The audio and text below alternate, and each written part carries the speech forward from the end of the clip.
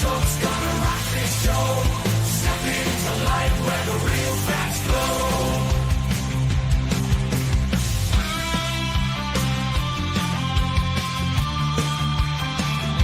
Step into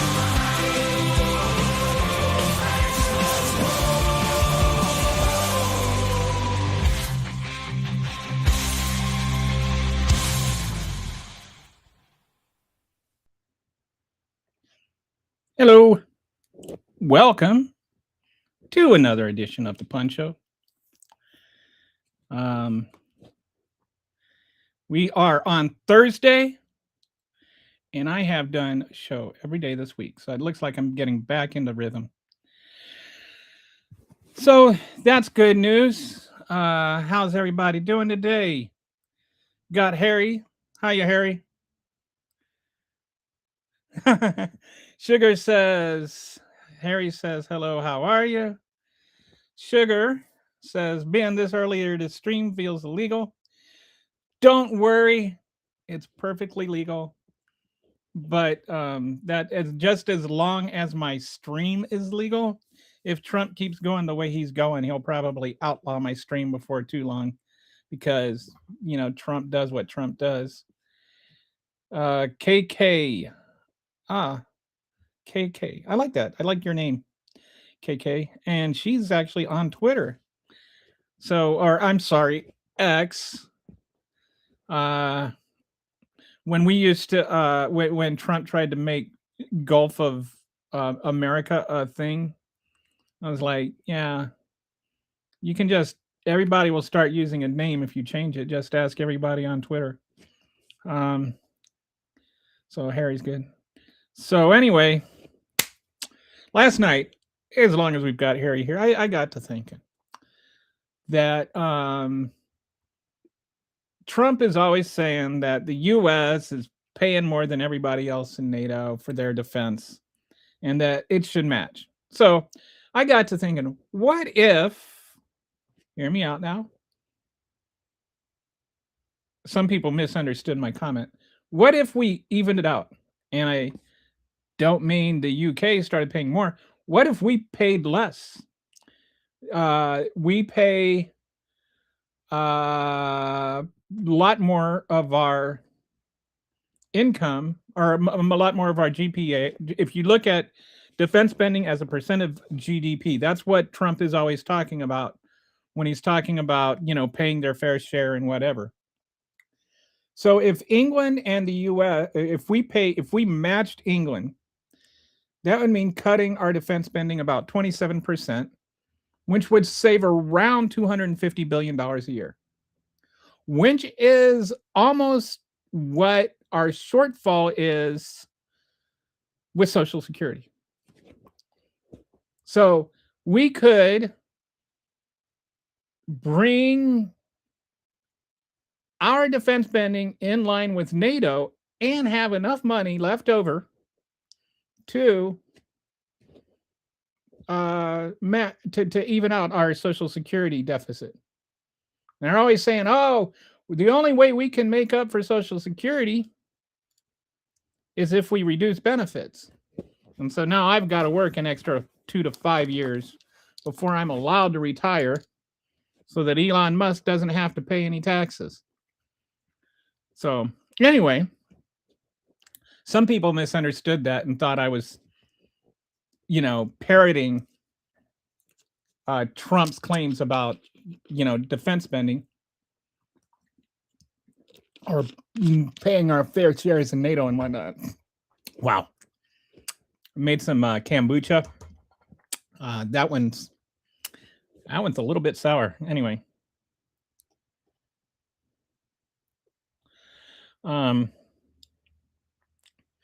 Harry says, what did you think of the VP's press conference yesterday? The VP had a press conference yesterday? What? I didn't even know that. Let me look this up.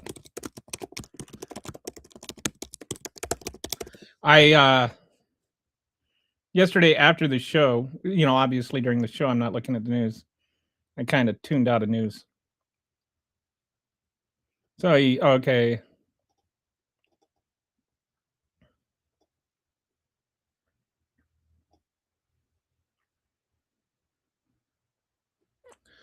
So I guess it was about what's going on in Iran. I've more or less stopped listening to anything the Trump administration has to say about the war in Iran because they just lie about everything. When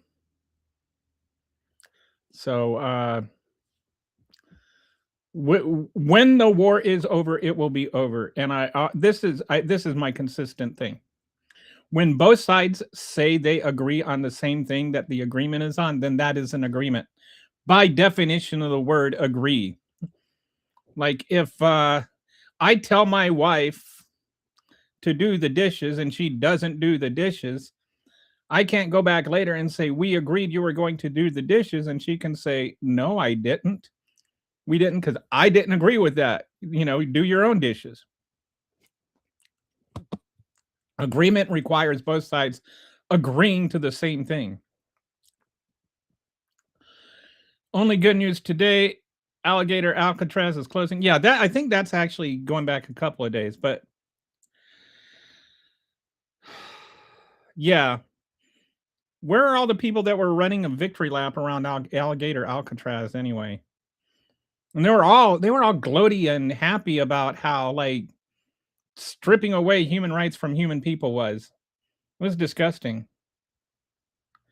Currently, the U.S. spends 3.2% of GDP on defense, which equates to around $954 billion, but he wants us to spend 5%. Effing hypocrite. And here's the thing. I think you're right. U.S. spends 3.2%, and I think UK spends around 2.3%. And so if we, or is it 2.3 or 2.6, something like that. I don't remember off the top of my head. I don't remember. But it comes out to about $250 billion a year in a prorated difference. And if we were to cut our defense spending, we would by 27%. If we were to cut it dramatically like that, we would still by a rather large margin spend more money on our defense than any other country in the world. Like we spend more money on defense. I don't know what the latest figures are, and probably going to be worse because they want even more money for it. But we spend more money than like the next 40 countries combined. And at some points, we have spent more than the entire world combined outside of the US. I was just spending my precious time trolling maggots. All you have to do to troll a maggot, I don't like to use the word maggots because I think it's dehumanizing, but to troll a maggot, all you have to do is say something true. Forgiven by the blood of cross, 3 nails, 1 cross, forgiven, healed by the... Yeah, this is not a religious channel. I'm a Christian. I don't think that doing stuff like that, Joseph, I don't think that really... Like if your interest is in preaching the gospel, this is not the way to do it. We spend 2.3%. So I was right, 2.3%. Currently, we went to 2.5% by the end of this parliament. So by 2029. It would be nice if we stopped trying to make enemies for everybody. It would be really nice. It would be really nice. Except for, to give him credit, he's made friends with Kim. He's made friends with Putin. What do you guys think about, there was this whole thing that came out where, somebody like a historian, he said a historian said he was the most powerful man in the history of the world. So I don't like Maggie Haberman. She can be a little bit annoying with her MAGA on the street interviews. But anyway, looks like this book has some value in it. It's with Swan, and they wrote this book. Now, really get, like inside the White House, they had, they had recordings and stuff. I mean, what I think is interesting about this book is while there's some really critical things in there, the White House is not challenging a single thing. That is a single detail that's in there. So they must have some serious receipts. So anyway, Trump was bragging about how he was the most powerful man in the history of the world, according to a historian. And then, so Swan tracked down this historian, and it turned out the guy is a caddy for a golfer. I forget which golfer. Not I forget the name of the golfer. Gary Player, I think. Anyway, he's just a caddy who is a history buff. It's not like a real historian. But the other interesting thing is the other people on his list of the most powerful people in the world were like Hitler. And it's like, okay, it's okay for Gary Player's caddy to compare you to Hitler, but when I do it, I'm all bad. Anyway, I thought that was interesting. So yeah, he's making friends with people like Putin and Kim and, you know, the authoritarian dictator Hitler types. But he's burning bridges with Italy and England and like every country that has ever been our friend. And then 3% by the end of the next parliament, so 2034. Our highest expenses right now are Social Security and helping foreign nations. Is it? All right, first of all, I want to, this is irresponsible rhetoric. Our highest expenses right now are not Social Security. Social Security is a separate budget. You can't sit there and confuse that with what we're paying for our federal taxes. Social Security is a retirement savings that we put money into. There is a separate tax for it. There is. So get away from me with this little MAGA talking point. Go read a book and then we can talk. But I'm not going to engage with an argument that has a false premise. Following politics is neurotic. Okay, there are other channels. Go ahead. I don't know what makes it neurotic. I think that ignoring politics is sticking your head in the sand. You live in a country, you should at least be aware of what's going on there. Like Starmer resigning. We talked about that yesterday. At least Trump was there to announce it for him. I wonder why they don't. Why, who doesn't what? I'm sorry, I don't understand the. So Tom says, LOL. I don't know what he's LOLing about. So some guy says things and this dipshit thinks it's true. No. It's some guy. Okay, so I assume you're talking about the thing with Swan. Swan went and talked to the caddy. Donald Trump bragged about it, gave him the paper. Swan went and figured out who wrote it and interviewed the caddy. Because you don't want to believe something is true doesn't mean it's not true. Because reality looks unfavorably at Donald Trump, you can't reject that reality. Okay, I'm a simpleton. Okay. Touch grass. You notice the lack of specificity of anything approaching an actual logical argument here. This is the MAGA way. When you can't actually refute something, then you either just deny. Well, just because somebody said it, it doesn't mean it's true. Yeah, that's just a dumb comment. And then touch grass. Yes. Like the people that are MAGAs are actually out there engaging with touching grass. The ones that are denying actual reality are the ones saying touch grass. It baffles me that he thought Meloni was going to take his side of the Pope. She's the prime minister of Italy, for goodness sake. Yeah, there is that, you know, like, gee, where is the Vatican? If you've never been there, it's actually very beautiful. But I'm not going to deny that the Catholic Church has its own problems. Have you ever heard anything about Trump getting some sort of secret health drugs? I don't know what's going on with his health, and nobody else does. I have thought about this. There's HIPAA, right? So if he lies about his health results, his doctors can't, even if they're not sycophants, his doctors can't legally say, Well, okay, the reason he's got all this bruising going on is this. But he is clearly not a healthy individual. That's like to say he's in perfect health or that he's 15 years younger than his actual age. No, he is not. He is not like 15 years younger than his age. That man is not well. He's not mentally well. He's not physically well.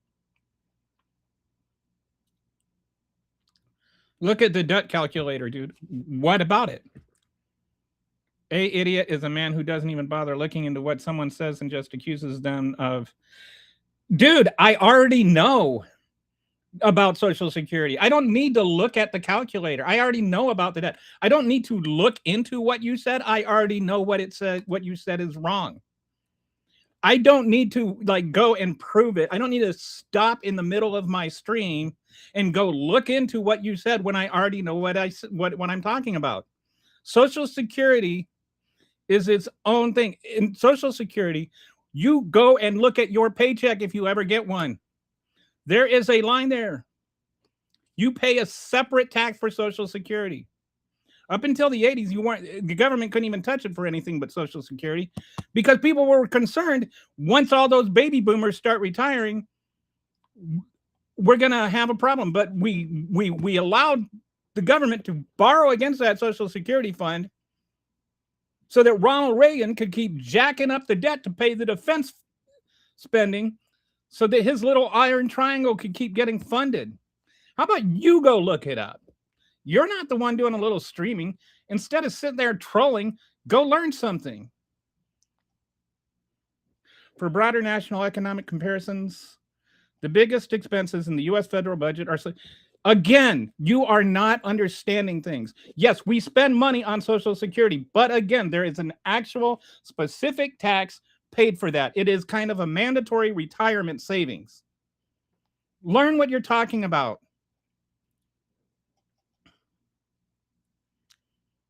We spend money on it, but that money we invest it. Like that is money that is ours. That money is not just like a discretionary funding. That money was taxed specifically to pay Social Security. Do you understand how Social Security works or what it is? You're talking about the most basic elemental thing about Social Security. You can't compare that to just federal spending, which is discretionary.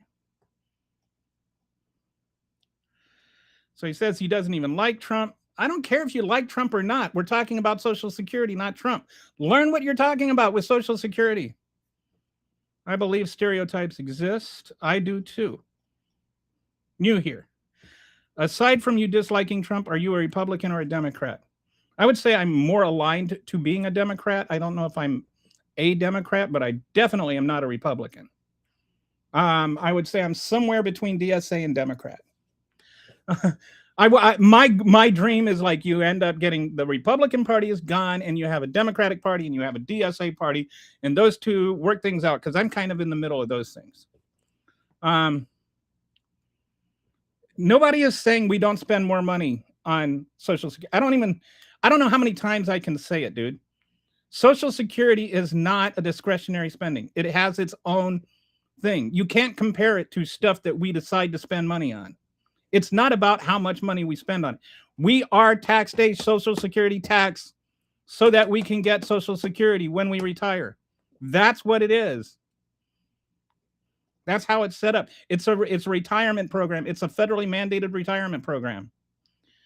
I stumbled on some story about Eli Lilly supposedly doing some sort of medical trial medicine. I'm sorry, I don't know anything. I'll look into it if I remember. Yes, Social Security is different from the normal budget. It's like I don't know how many times I have to explain that to him. Harry's from England and he knows more. He knows that. Republicans are Nazi child molesters. I don't know if they're all Nazi child molesters. I think that a significant percent of the administration seems to be. Seems like there's an awful lot of these people that were pals with Epstein. Not from you, Lolo, LOL. I don't know what that means, Courtney. I'm sorry. U.S. defense it's like 3.4% of GDP, 3.2%. Social Security is not a literal Ponzi scheme. Do you even know what a Ponzi scheme means? Like, it's nothing at all like a Ponzi scheme. It's completely not a Ponzi scheme. You don't seem to know what the words you're using mean. I'm worried about the pension bubble. Post office is not paying into theirs now. This was something created by the Republican Party to undermine the post office. Back in when Bush was president, I believe. They forced the post office to overfund the pension program. So that because the post office up until then had been making money. Now, in the last 25 years, we've had the post office is not making money anymore. It's losing money, but because of what it is. And remember, some people don't seem to realize this, but the post office is in the Constitution. And it was literally a socialist program. And like it is a government run and operated company. Which is why Republicans hated it, because it was really good, really efficient, really cheap, and it was making money. But then along came email. And when email came along and people started using email, people started using less mail. And when you have less mail, you have less stamps. When you have less stamps, you have less funding for the post office. But the same mailman, whether you have one piece of mail that day or 12 pieces of mail that day, still has to go to your house, still has to run the same route. So the price or the scale didn't match. Like there wasn't a corresponding drop in cost of running the post office as there was a drop in how much money the post office was getting from stamps and whatnot. And then you had other things like FedEx and UPS and stuff that started to grow. Like when I was a kid in the 80s, if you needed mail, you got USPS. That was it. Like, and then I think it was around, like somewhere around then, FedEx maybe started, like overnight delivery. But yeah, so now the USPS doesn't make as much money, but what it does do is it goes places where other companies won't because they're not profitable. And it delivers things that people need, like medication, to veterans that live in rural communities. So it's essential, and it's in the Constitution. But the Republicans hated it because they didn't like the fact that it was proving their entire philosophy that government is bad wrong. So they forced this ridiculous pension plan on it that no private company would ever do, and that's where all the pension stuff stems from.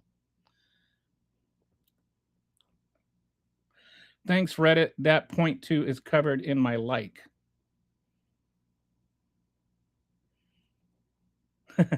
Okay, 3 point. I think I don't mind stereotypes in a comedic setting. I think they are only harmful if you are publicly for no reason going out of your way to reinforce it. I think we'll get to this in a minute. Stereotypes like they're eating the cats, they're eating the dogs, those are not okay. I think stereotypes like MAGAs need to wear hats to remind themselves of who they voted for, those are okay. It would only be a Ponzi scheme if a third party got the money. But in perpetuity, this would be paying citizens, so I disagree with your assessment. It's discretionary spending still. It is not. Social Security is not discretionary spending. Like, I don't know. Do they still teach this stuff in school? Now we have problems with cities like Philadelphia making late payments. I haven't looked into that. I'll look into it. Maybe there's something new that I don't know enough about. I invest how much to get what out, and the age to get it is what. All those questions have answers that you can readily Google and find out. And it depends on how much you make, and it's not meant to be tit for tat, you know. And to some degree, yes, how much you get out of it depends on how much you paid into it over time. And you have to like make a certain number of tax payments to get it. Certain vocations like ministers can opt out. But the whole point was, for those who apparently don't know anything about Social Security, what happened is the Great Depression. Okay. And after the Great Depression, we instituted, thanks to Franklin Delano Roosevelt, who also had his faults, like locking up, Japanese people for being Japanese people. I'm not trying to excuse everything he ever did, but Social Security was still a good thing. And what Social Security is something economists call an automatic stabilizer. And what it is designed to do is limit things like another Great Depression. So that if everybody loses their savings and the stock market crashes, elderly people still have money that comes in. They still have money to live off of. It's like, I don't understand why people have issues with Social Security. And then when I start asking questions, it almost always seems like they don't really understand what it is or how it works. Stupidity is a choice. MAGA people choose to be stupid just to get a rise. My wife gets mad at me sometimes when I say people are stupid, but this is what I mean when I say people are stupid. Exactly this. I don't think stupid as being like you don't have the mental capacity to apprehend a thing, to understand a thing. But when you choose to just not learn a thing, that to me is stupid. It's obtuseness.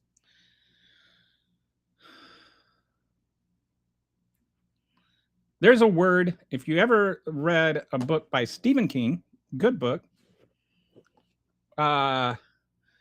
It's February 22nd, 1963, I think is the title. I'm not positive on the title, but I think it's the date.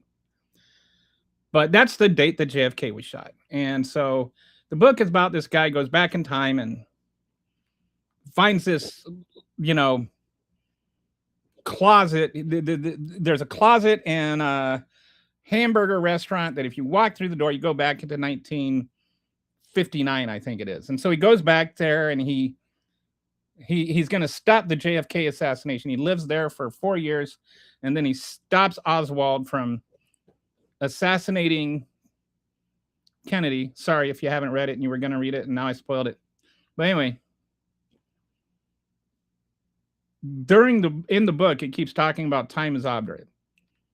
And I didn't know, I had never heard that word. Obdurate, what is obdurate? And so I looked it up, and it means like stubbornly unchanging, and it just, every time I think of MAGA, obdurate just seems to be such a perfect word for them. That's no matter what happens, no matter what they do, no matter what Trump says, even tries to overthrow the country, no matter how racist a thing he says or does, they just cannot change their mindset about him. Oh my God, people who don't understand you pay Social Security taxes, which is the money, and then whatever people receive entitled Social Security. That's why it's referred to as an entitlement. Not because you have a sense of entitlement, but because you are literally entitled to that because you put money into it. Nobody said money went to a third party. They take the money from the fund. You put the money into Social Security, and then you're supposed to get it back from Social Security. What happened in the 80s is we were spending money so fast. You look at before, I think Reagan like almost quadrupled the national debt. Like you want to go back to where, tax and spend really started happening? Well, he didn't tax, but he still spent. The spending went way up under Reagan. Like Republicans, either they don't know it or they want to pretend it didn't happen or whatever. Especially defense spending and GE. And anyway, that's a whole other thing. But anyway, spending went way up under Reagan while he cut taxes. Now, if you go and you know, if you get your pay cut and you get a reduction in salary, and then you go up and you start maxing out all your credit cards, you're going to have financial problems. And that's what happened in the 80s. And so we had so much debt that we're like, how are we going to, you know, what are we going to do? And then they say, oh, well, let's borrow against Social Security. So that Social Security money that all those boomers were paying money into, they started borrowing against it. Now those boomers are retiring. That money is not there because we already borrowed it. And that's why we have issues.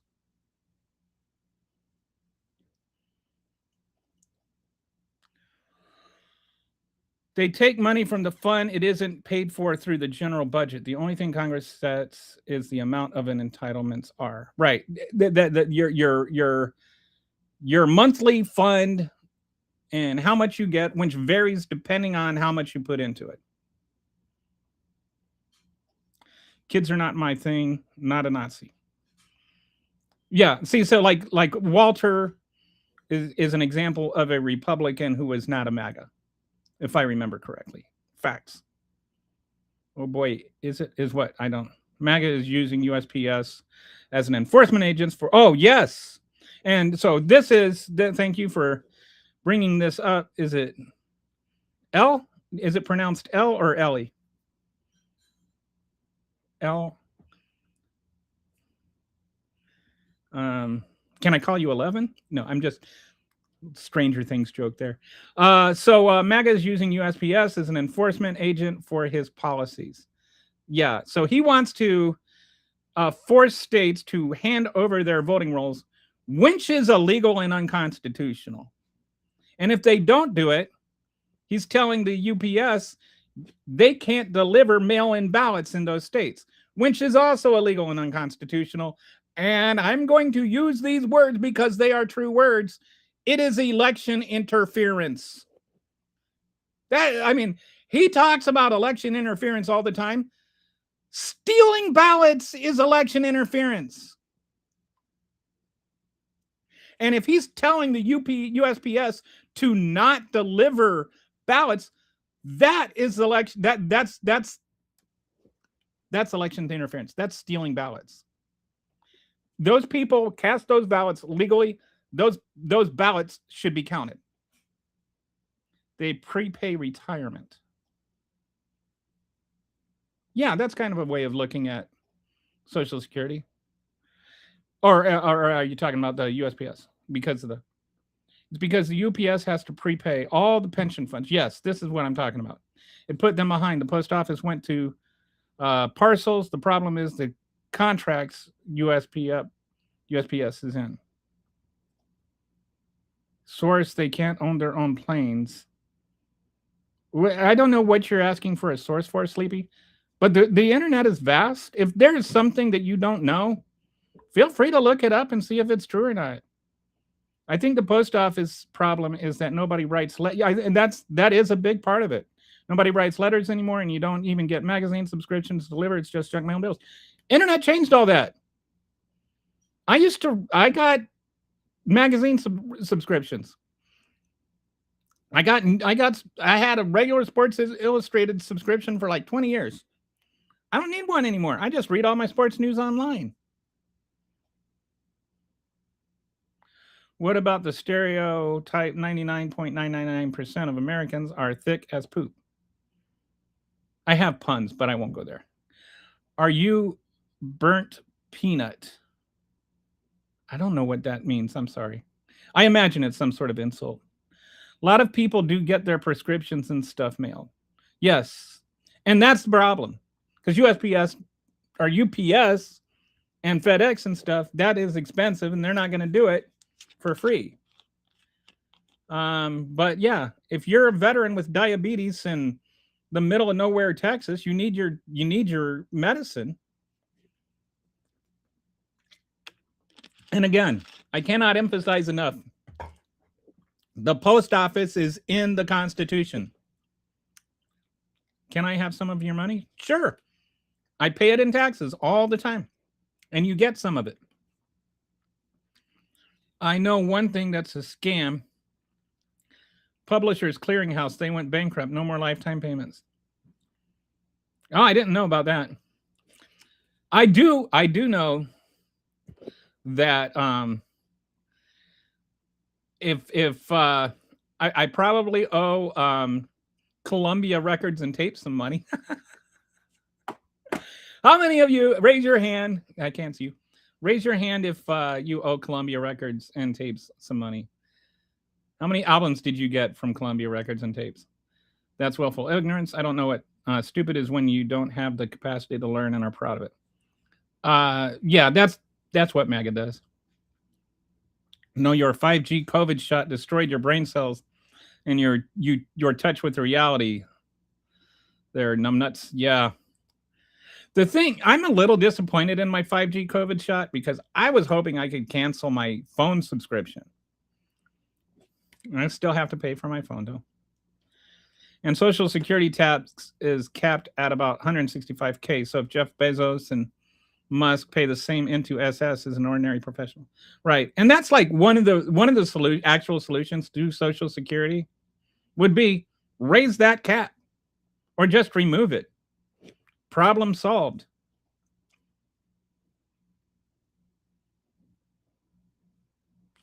Can you go ask your boss to give you a 25% pay up? Oh, is that how they say pay raise in England? Pay up. And then also spend 2 times your new salary. Right. Reagan was a gold-plated bleep who did far more irreparable harm to the U.S. than most people realize.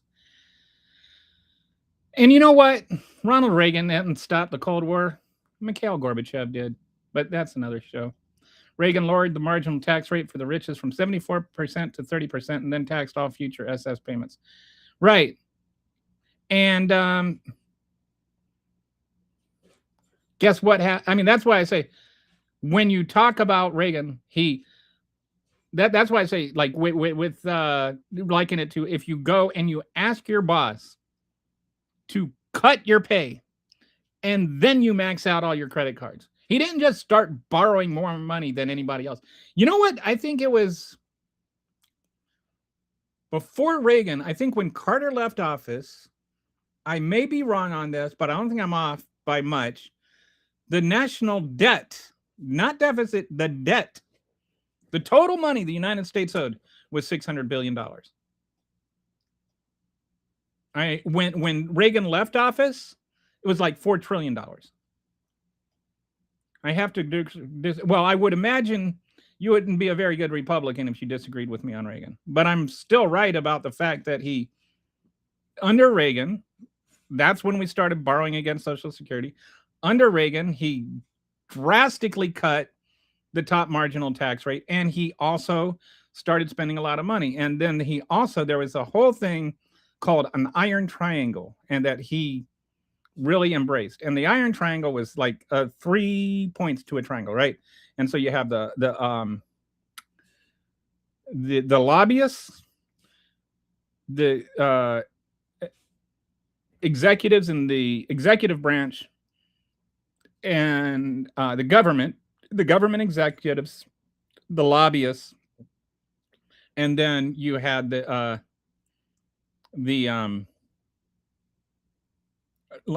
people in Congress. And so, like, you would run for office, you'd become a representative, right? And then a lobbyist would court you and fund your things, and you'd make all this money off the lobbyists. And then once you resign from office, then you'd go and you'd join the company and get a chair board or something, some kind of funding from there.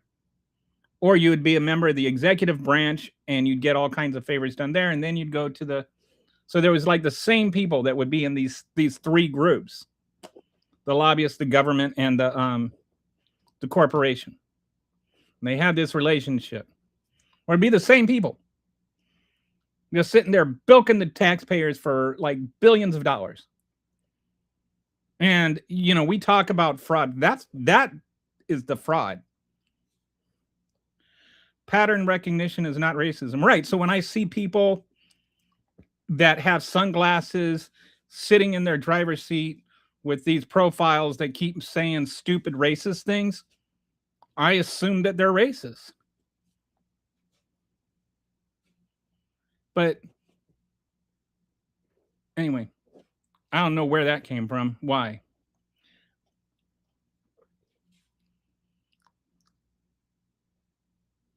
USPS is it's not a federal branch. Okay. Did somebody call? Hey, Brett, did somebody call for crowd control? Crowd control to Major Brett. You are the one I'm looking at. Almost rhymed. But yeah, I'm glad you're here. So, Brett, I added Harry to the moderator team yesterday. So,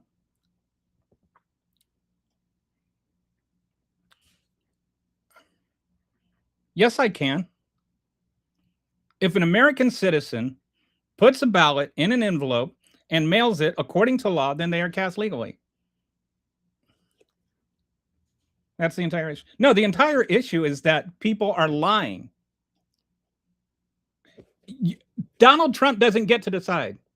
Like, let me explain this to you because you don't seem to be very sharp. The Constitution lays out who decides how to run elections. And it's not the post office. It's the states. Donald Trump wants to tell states how to run elections. He is not allowed to do that. The framers didn't accidentally leave the president out of the process of deciding how elections are run. They did it on purpose because they didn't want kings. Rainbow Kitty! Woo! Hey, buddy. I was just thinking about you yesterday. I was like, man. So I started back a little bit last week, and I think I'm back. This is Thursday. I've been on every day this week. I think I'm starting to get back into my rhythm. I just needed to take a break, but I'm back. I'm glad to see you. Somebody was asking about the other kitty yesterday, and I was like, no, she's been around, and Brett's been around, and Harry's been around, and I'm like, but I haven't seen Rainbow Kitty yet. So now. No, you just stated an empty, hollow opinion. You stated that they were illegal. There, you have zero evidence that every single ballot mailed in California is illegal. There's no evidence of that, and it's not true. So go sit in a corner. You're on timeout. Go think about what you said. You've been a bad boy. We're not engaging in sophistry here. So you're on timeout. Go sit in a corner. It's been a while. How's it been? All right. That mail-in ballots aren't properly cast. Your propaganda is not a given fact. Right. Yeah, we're not engaging with your little nonsensical, silly arguments about whether or not the mail-in ballots are legally cast. The president of the United States does not get to decide which ballots are legally cast. It's moot. There is a process in place to decide if they're legally cast. The United States mail doesn't get to decide who to deliver whether to deliver those ballots or not. There's nothing in law that allows for that. And the court today told them that. So sit down, take your thumb out of your mouth, act like a grown man, and learn something. I'm really tired of this racist nonsense. That just because a Democrat won, illegals came and rigged it.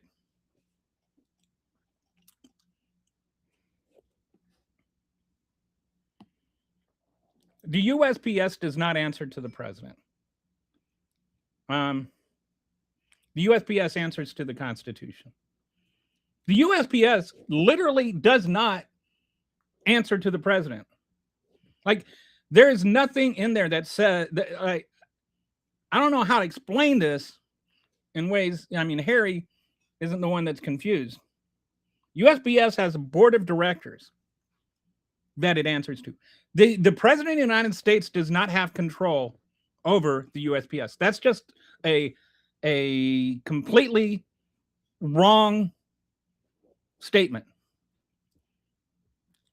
I agree it should be a one-day election, but to make that work, you would have to pass a law granting workers the right to take as much time as reasonably necessary to vote. I don't agree with a one-day election because not everybody can take one day, and there's no reason to have it one. Like, there's no logical reason. Like, if you have there's no harm in having it more than one day. I think you should just have elections that maximize the number of people that can vote.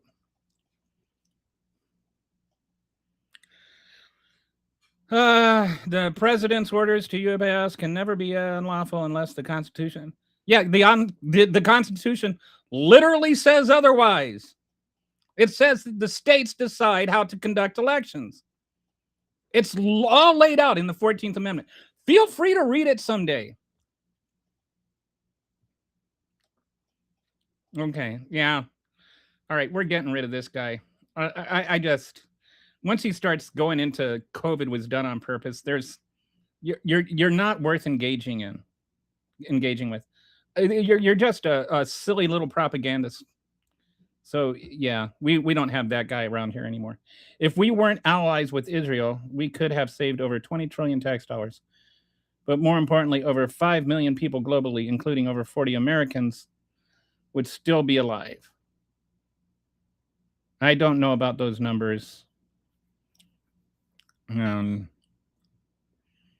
This seems a little bit of a reach. I disagree with the way Israel is conducting things right now and Bibi, but I'm not going to use that to go on some kind of anti-Semitic rant. Like, I think there is a place for Israel to exist without Israel existing in the way that it is existing right now. I think Jewish people have been persecuted for 2,000 years, and persecuting Jewish people even more is not the answer. I don't know how much more clear to be than that. I have a Jewish friend who is just as liberal as I am. And he told me, why can't we just be safe, go somewhere and be safe? And he said that after the DC shootings of a couple of Jewish people who were actually pro-Gaza. So it's like, I think we need to figure out how to resolve the situation with Israel and Gaza. I don't think hatred of Jews or of Palestinians does that. A federal court has ruled that this directive is an unconstitutional overreach of presidential authority. On June 25th, 2026, U.S. District Judge Indira Tawani officially blocked the Trump administration's executive order.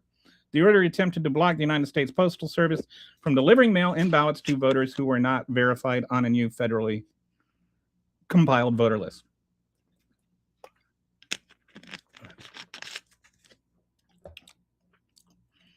Only the U.S. Congress has the power to alter federal election laws or change the statutory obligations to the U.S.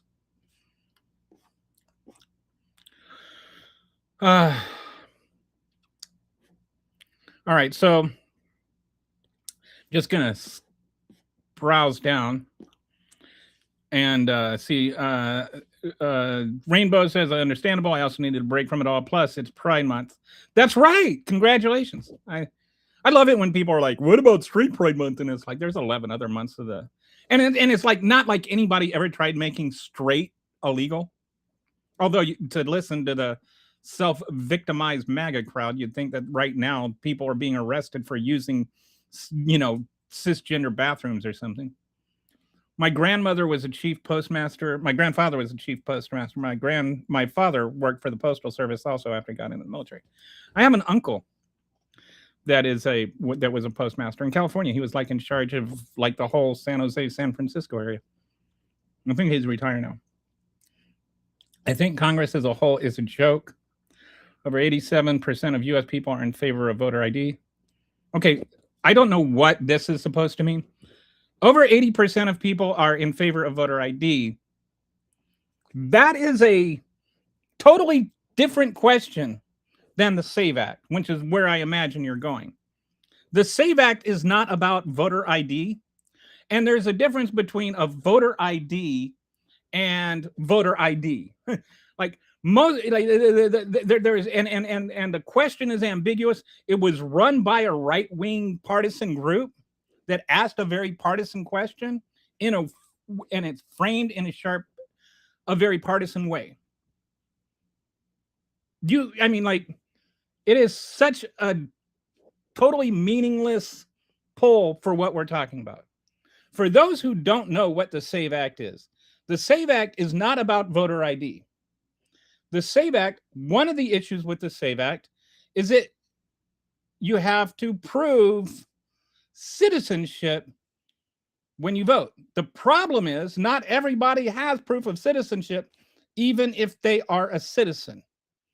So without getting into a whole lot of stuff, I'll just put it this way. Arizona has a law like this that only applies to the state. They tried to make it so that it's state and federal elections, but the Supreme Court said that they couldn't set this standard for a federal election because they're federal, not state. And that standard is not in the Constitution. Or that Congress would have to set the standard. I'm sorry. So the reason I'm bringing this up is that you have people in California or in Arizona that are registered to vote in the state, but are in the federal elections, but can't vote in federal elections because they simply don't have access to their proof of citizenship. These are not people that they're not too dumb. Like, oh, you're saying black people are too dumb to get their birth certificate. No, that's not what I'm saying. And like, this is the argument of a coward afraid to learn. All right. There are people that don't have access to their birth certificates because birth certificates don't exist for them. There are people, believe it or not, born in the United States who never got a birth certificate when they were born. And there are people in the United States who were born in the United States that got birth certificates when they were born, but then that birth certificate was destroyed through no fault of their own.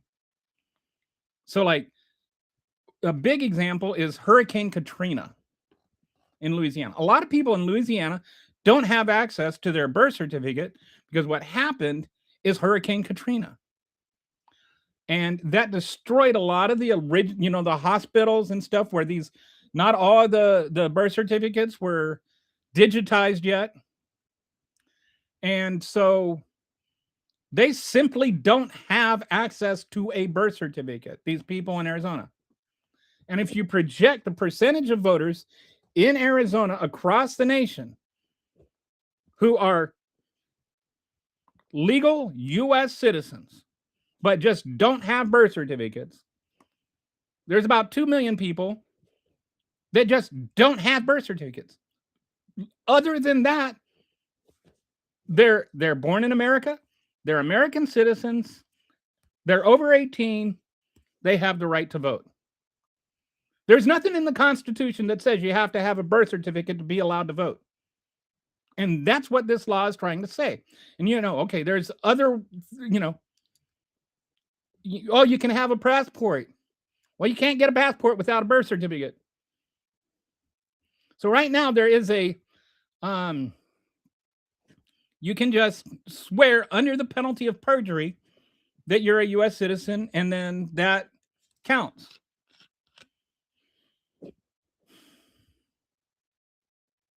Want to clarify one other thing.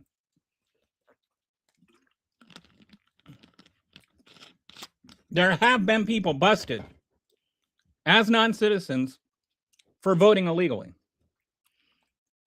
But they didn't get arrested. They didn't get charged with perjury for signing the piece of paper.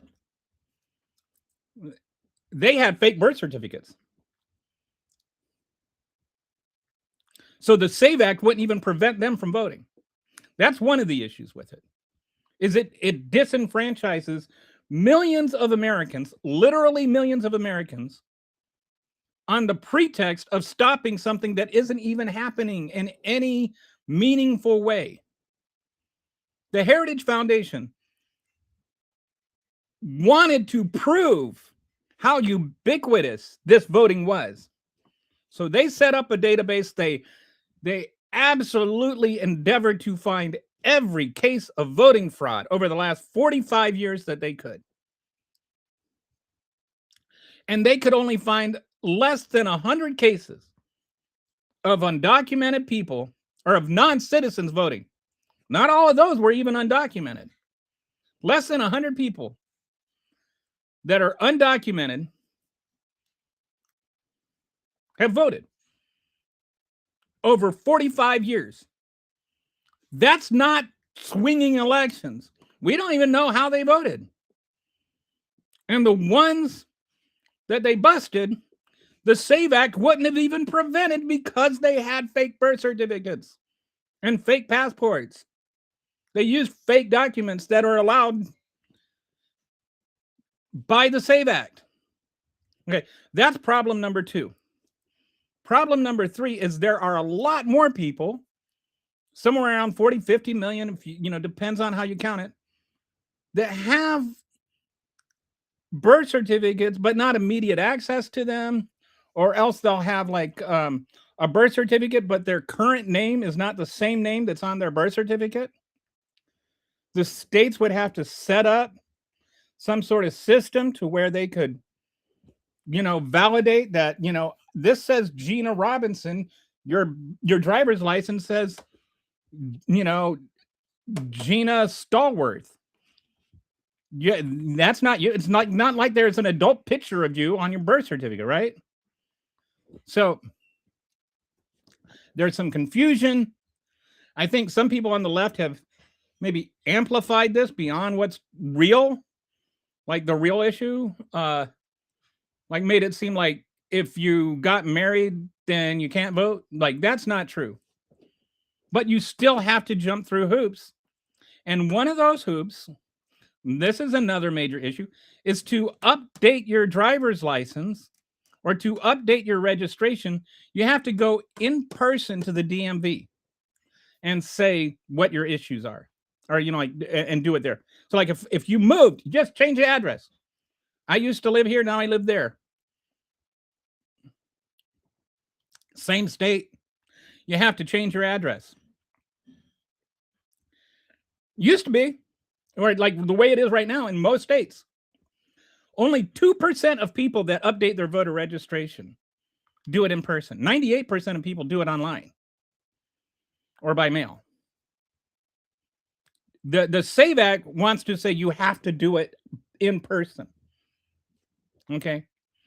So if you've ever been to DMV, you didn't have a good time. So you have to that becomes a tax, right? You have to take that time. That time is a tax. Sometimes that time is not just a tax on your time, it's a tax on your money because you lose wages to go there. That's like a Jim Crow type of tax. Fourth problem with that is there's no funding for it. The DMV, you're adding millions of people that have to go to DMV to do these little things. That takes personnel. That means the DMV is either going to be they're going to be overworked. Not like there's not lines there already. So that's what we called in the ACA an unfunded mandate, and what Republicans used to call unconstitutional. That's the fourth problem with it. The fifth problem with it is even the things that Congress is allowed to do by legislation. They are doing things that are supposed to be the states doing them. The states decide some of the things that the SAVE Act is trying to save. So it's unconstitutional for that reason also. So there's several ways in which it is unconstitutional, but to sit there and dumb it down to voter ID laws, which what voter ID means varies. If it doesn't mean a picture ID, it's not a specific type of ID. When I voted in Illinois one time, I lost my driver's license. I was able to show them my voter registration card and a utility bill that showed my address on it. That was ID. I identified who I was and I was able to vote. And it didn't make me a non-citizen. So yeah, get your SAVE Act out of here. Not a reach, a lie. I don't know. I'm sorry, Christopher. I don't know what that was in reference to. That was a very long rant ago. I hope I didn't. Anyway, apologies. Show me where you got your 80% figure. There's like a right-wing poll where they kind of ask the question disingenuously. Like, should you have to identify yourself before you vote? And like, by the way, your driver's license does not constitute a voter ID. It would not work for most people unless you specifically paid for a driver's license that says you're a citizen. Take out your driver's license, and if it says you're a citizen on it, then you would already know that because you already paid for it. And it's only allowed in 5 states, and you have to pay extra. If you don't live on the border of Canada or Mexico, there's definitely no chance. They're there as like a mini passport. So that, like, if you don't want to carry a passport around with you, you can carry, and you got to go back and forth across the border all the time, you can just show them your driver's license. That's what it's supposed to serve as. Israel is only 80 years old, mate. Because the U.S. Congress answers to rich people and super PACs. Yes, that much is true. It's not racist if it's a compliment. Yeah, I don't know if so. I got to get to the whole point of this show at some point. So let me I'll start steering into this now. So here's what I'm, people are responding to the title of today's show, which is it racist if you don't admit it? Today, if you haven't heard, temporary protection status was removed for people from Haiti and Syria. And these were not people that came here illegally. These people came here illegally. They were never illegal. Like, so let's just clear that up right away. Everybody that is on temporary protection status is here legally and has work authorization. They're not living off the government dole. They have work authorization. A lot of them actually work in the healthcare industry from Haiti. And this is like if you have a loved one in hospice or in a nursing home, it isn't really going to impact those two industries because there's a lot of Haitians in both of those industries. But this is the dissent on this is really worth reading. But basically, the Supreme Court said they didn't say it's legal for Donald Trump to do what he's doing. They're saying that there's no judicial review for what Donald Trump is doing. The actual reality is there's no judicial review on ending protection status from a country. So like to say Haiti no longer has legal protection status, right?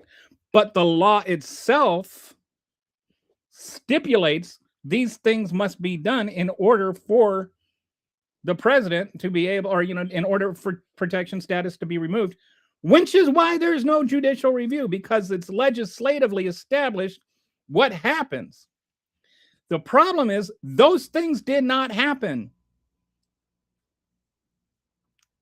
It is incredible that the Trump administration would, one, have you believe that Haiti is fine now. It's no longer a danger to return to if you're a Haitian.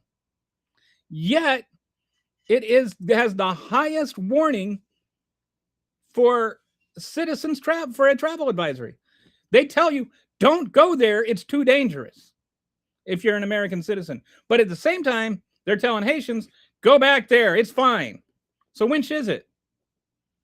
This is why there's legislation about what needs to be done before TPS can be removed. It's a disingenuous Supreme Court reading. And if you read the dissent, Brown, is it Brown? I think it's Brown. Jackson. Anyway, read the dissent. It's clear exactly what she's saying. And the other part of that is that the Supreme Court said, there's, unless there's constitutional grounds. And then said there's probably there's not any evidence, there's not sufficient evidence to show that this could be overturned on constitutional grounds. Racism would be constitutional grounds. And so they're saying there's insufficient evidence of there being racism. But there was plenty of evidence that it was racist. Like they presented evidence to the court that this was racially motivated, including the words of Donald Trump, which came from Adolf Hitler. He literally said the same thing that Hitler did. And they're like, well, that doesn't mean it's racist. It's only people of color that are affected by it. And it's just like with the gerrymandering thing. Well, they didn't deny them, seats because they're black. They did it because they're Democrats. But yeah, it ends up being the same thing. Black people don't have representatives anymore. Tomato, tomato. It's like you're saying it's okay to be racist as long as you don't say the R word. But if you say the R word being racist in this point, because they don't have any problems with the other R word, is if it's DEI or something like that, to where you're saying this is racist, therefore we must we need to do something about it. If you combat racism, that's the real racism according to this Supreme Court. 95% of the people with pilot's licenses, 95% of commercial pilots were white men. Does anybody really believe only white men are qualified to fly planes?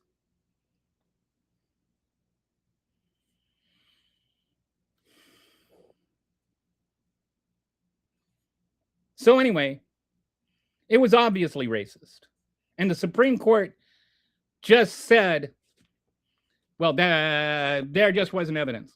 It's like if you went, like imagine you're a juror on in a murder trial. And the prosecution comes and they sit there and they show you, here's the dead body. Here's the gun that was used. Here's the defendant's fingerprints on the gun. Here's a video of the defendant murdering the witness. Here's DNA evidence. Here's the motivation. Here's when and how he did it. And they do 2 weeks of just nonstop evidence. And then it's the defense attorney's turn. The defense attorney just stands up and says, this is insufficient evidence. And I rest my case. And that's it. That's the whole defense.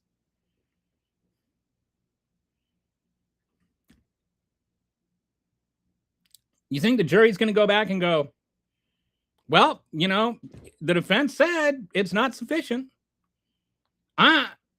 The fact that the Supreme Court wouldn't even engage with the evidence is to me what's the most problematic thing. The Supreme Court wouldn't even acknowledge the evidence was there other than to say it was insufficient. Trump quoted Hitler. He accused Haitians of eating cats and dogs. He called countries, he said things like, basically, why do all our immigrants or all these, people come from black countries and not white countries? Now, he said Africa and Norway, but we know what he meant. That was a dog whistle so loud, you don't even need to be a dog to hear it. Yeah, Donald Trump is racist. This decision is racist. And I'm not saying that dramatically. And, you get Republicans that sit there, oh, anything you don't like is racist. No, there's plenty of things I don't like that aren't racist. But you can't just use that as an excuse for everything that's racist.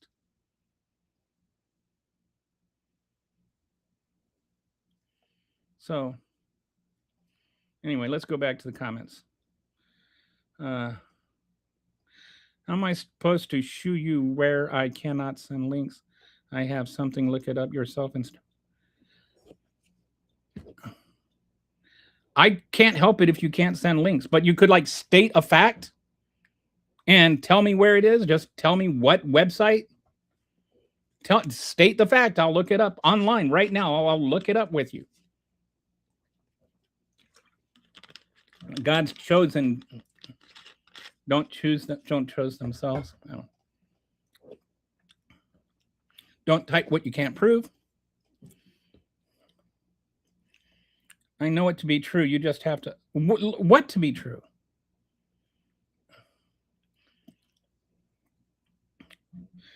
Tell me what to look up, Dr. Dredd, and I'll look it up. I'll look it up right here live. I'll go and I'll ask ChatGPT with everybody watching if what you say is true.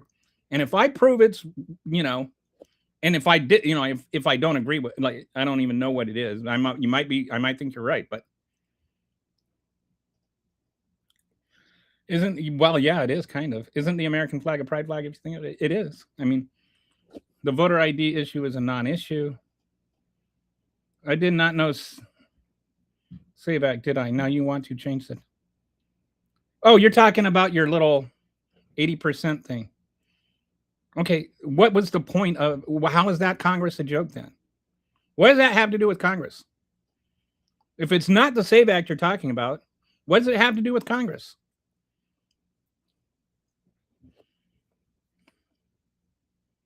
Why do both sides of the voter ID argument always frame it as in such a ditch? It's not a voter ID argument. I don't even... Framing it as a voter ID argument is disingenuous to me. It's not about voter IDs. Everybody agrees American citizens should be the only ones that are doing the voting. That's it. Everybody agrees that you should only vote if you're the person who you say you are. That everybody agrees with that. The argument is not about that. About voter IDs. There's no voter ID argument. There's an argument about what you need to do to establish your right to vote. No one is running around with fake IDs trying to vote, especially when voter turnout is not even 25%. Here's the thing, and Walter is completely correct here. So back to the Heritage Foundation thing. I think it's less than 1,500 total cases of voter fraud of any type over 45 years. And that includes, city elections, school board elections, primary elections, presidential elections, congressional elections. So billions of votes, out of billions of votes over 45 years, there's 1,500 cases of voter fraud. It is an incredibly rare thing. And most of the time there is voter fraud. It's actually in very local elections where it might actually make a difference. And a lot of times it's being done by the candidates trying to stuff ballot boxes or whatever. Some of it is unintentional.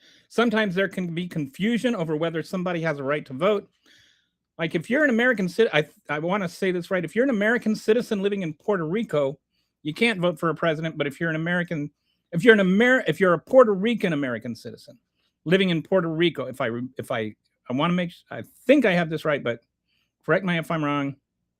Or there are some places maybe where if you're there, you you can vote, but if you're over here, you can't vote, or the other way around or something. I don't remember the details. But there are some people that can vote in some places and not in others, and so that can get confusing.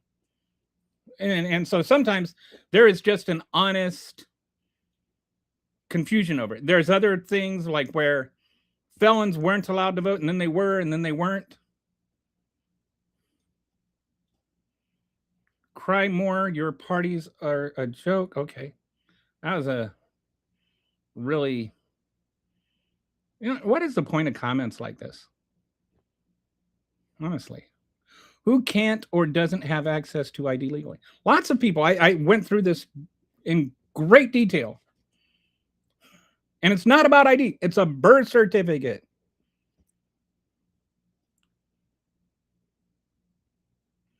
IDGR married women change their name when married. I need 2 forms of ID that match your legal name, meaning your birth certificate is no longer a valid form of ID. But there's some stuff in the bill that says that the states can determine how to do that.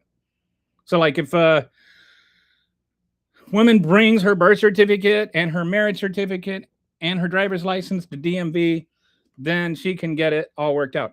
But she has to go to DMV to do that. And DMV has to supply the personnel to do that. So it's still an extra hoop they have to jump through. So even if they're, even if it is resolved, it's still a tax on that person. Peasant pilgrims. They technically weren't because there was no law against pilgrims. IDGR, what percent of voter fraud occurs in the U.S.? Tell me what percent. It's like 0.00001%, I guess. What is, okay. 2 billion. So 1,500 is 7.5 times 10 to the negative 5th percent of 2 billion. So a number so small that we don't even have a name for it or word for it. I mean, it has become more of a pride flag as of late. Yes, American patriotism is very, it's almost like that it's just become a hate symbol, in all honesty. Well, you got the "you're" right. I don't know what the rest of that is. But congratulations on joining the war on apostrophes. Prideful peasant pilgrims. When you see MAGA put flag out, tell them Happy Pride Month. Trump didn't want to pass the bipartisan affordable housing bill because he wanted the SAVE Act passed. Yeah. And here's the thing. Like, if you are a regular on this, watching this show, you will know I am a solution-oriented person. And I have said over and over again on this show that what really bothers me is that we can't talk about the actual problems. Can't talk about actual solutions because we don't address the real problems. Like, there is no problem with voter fraud. Like, that doesn't exist at all. We're sitting there spending all of this time and energy debating something that is not a problem.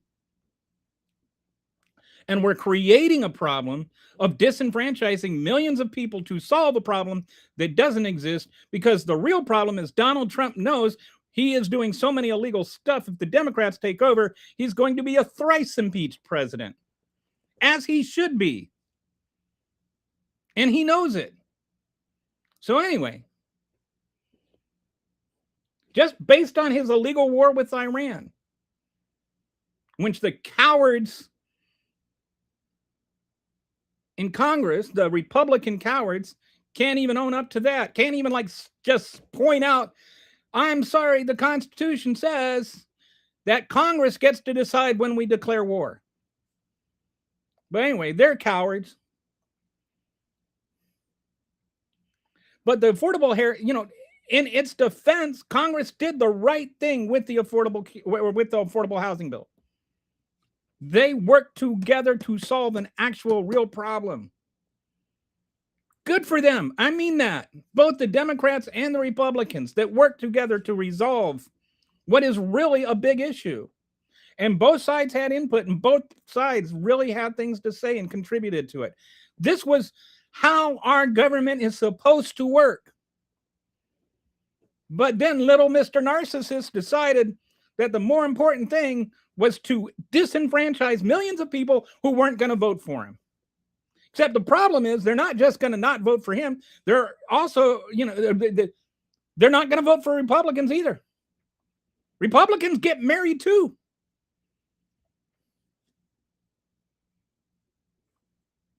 Republicans know that. The Republicans in the Senate know that passing the SAVE Act is going to keep people from voting for them.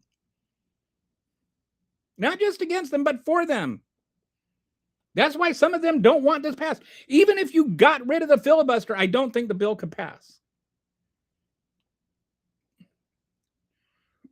But good on Congress for getting that bill passed. Bad on Donald Trump for not signing it. Any state or county courthouse has records. They filed income taxes that prove their driver's licenses. Military has records. No, they don't. The USC states.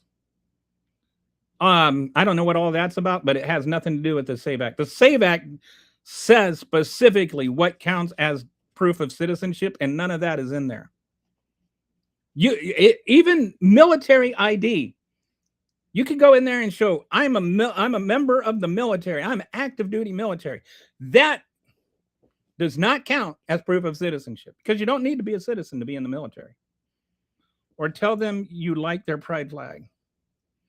Oh, yeah, that's that. Oh, that's some grade A trolling right there. Calling the American flag a pride flag. What happened to the certificates in Arizona? Tornado? Different things. There's all kinds of natural disasters that happen or people that weren't born. I don't need to identify why all, the hundreds of thousands of people that don't have birth certificates in Arizona don't have them. There's no law that says you have to have a birth certificate. They're not doing anything wrong. Who cares why they don't have them? They don't. Please stop the what I'm trying to stop the misinformation. That's why I'm correcting it. If I'm saying something wrong, tell me what is wrong. I'm happy to engage and look up things, but this is just like I will from now on. LOL. That's actually fantastic. Oh yeah. Mainly Republicans. What is IDGR? I'm sorry, I don't know what IDGR is. If a married woman changed her name, she no longer can vote if she doesn't have 2 valid forms of ID. It all depends on the state and what they decide. The SAVE Act is indeterminate on what it establishes the state has to, figure out how to handle this. So each state could do something different.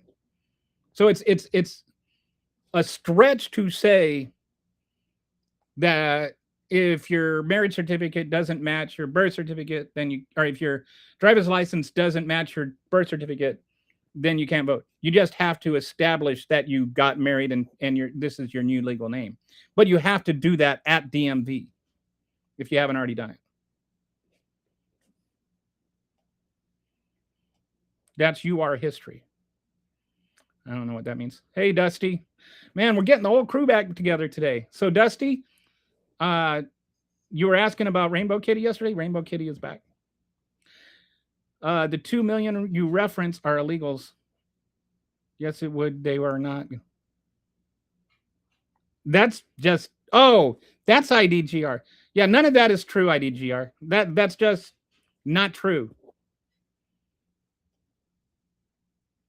It has not, you really have no idea at all what you're talking about.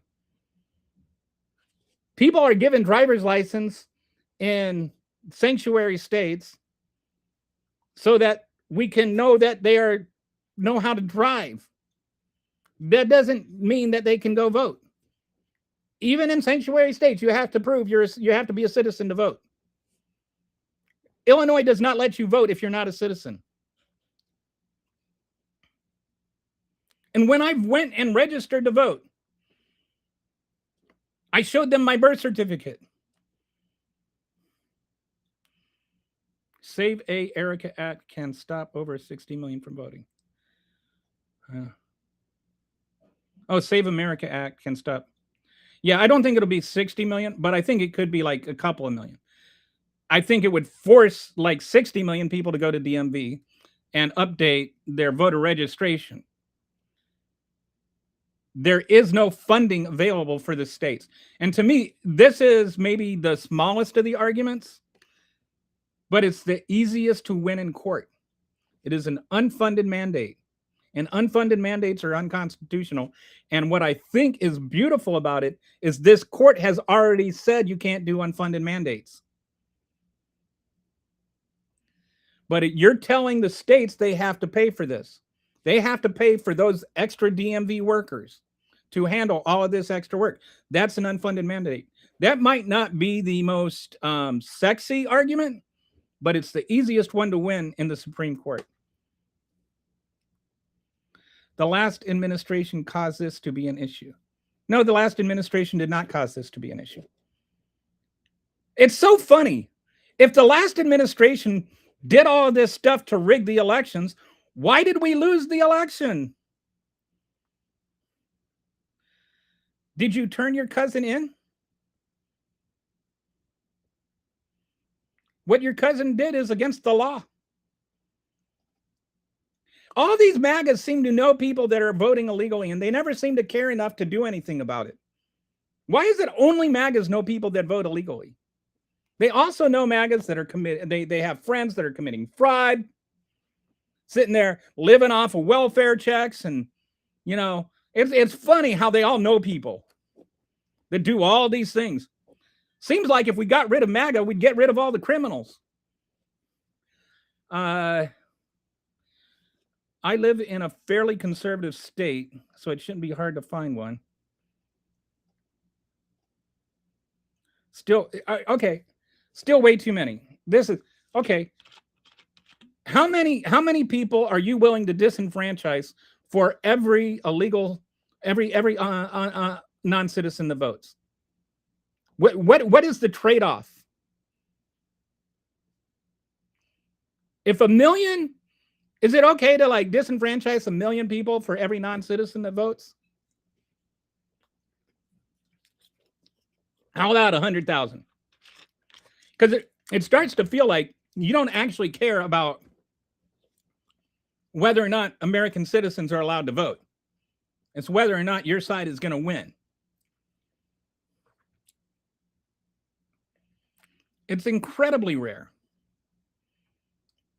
Call me a fruit. So I'm just going to call you fruit. She's right, or he's right. Fruit. I guess fruit isn't it. Fruit is right. It's an incredibly rare. And this is another thing that people don't think of is there is a risk-reward factor involved here. The risk, if you get caught, especially if you're a non-citizen, you are going and you are signing your name on a piece of paper, and you're saying, and you've got your address on that piece of paper, and signing that piece of paper that your address is on is an actual crime, right? Very easy to prove. You are almost guaranteeing that you are going to have your life destroyed if you are caught. And for what? Add one vote to millions? There's almost no chance at all that it's going to matter that you did that in the grand scheme of the election. But there is a really good chance you destroy yours and your entire family's life if you do that. So the risk is extremely high and the reward is really low. And that is why it's not just not happening. It's not a concern. People don't do it. It's just not worth it.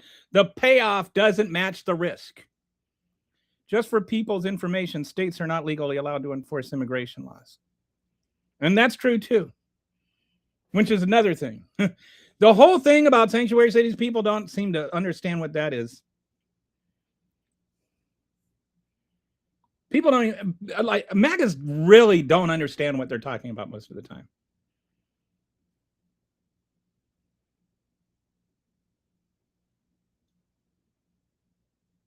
All sanctuary cities mean is if it's that you're not turning over your police to ICE, basically. In Minnesota, they made all this stuff up.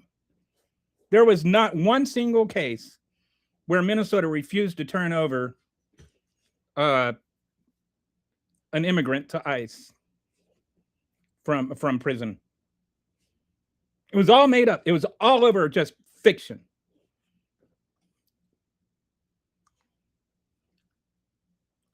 States are under no legal obligation to help the U.S. federal government enforce immigration laws. They are also, so this is the other thing, is that the SAVE Act says that states need to turn over their voting rolls to the federal government to be reviewed by this system that they have that determines whether or not you're a legal citizen. The problem is that system they have has already been proven to have like a 20% error rate, and it keeps saying people aren't citizens that are citizens. That's the first part of the problem. The second part of the problem is so that they can say that 20%, they're not allowed to vote. You have to take them off your voting rolls. So then they get stripped out the voting rolls. And there's no guarantee. Like, you could get taken off in November, and a week later you go to vote. You don't even know you were taken off. They don't have to notify you and tell you you were taken off. And then if you were taken off wrongly, there's no appeal. There's no conditional ballot that you can file. You just lose your right to vote because this stupid, unvetted, crappy program that's also illegal. Federal government's not allowed to monitor who's allowed to vote in different states. The whole thing is just brazenly unconstitutional. I'm not making up anything. Ronald, he's not. Go look it up. I'm not. I mean, it is there.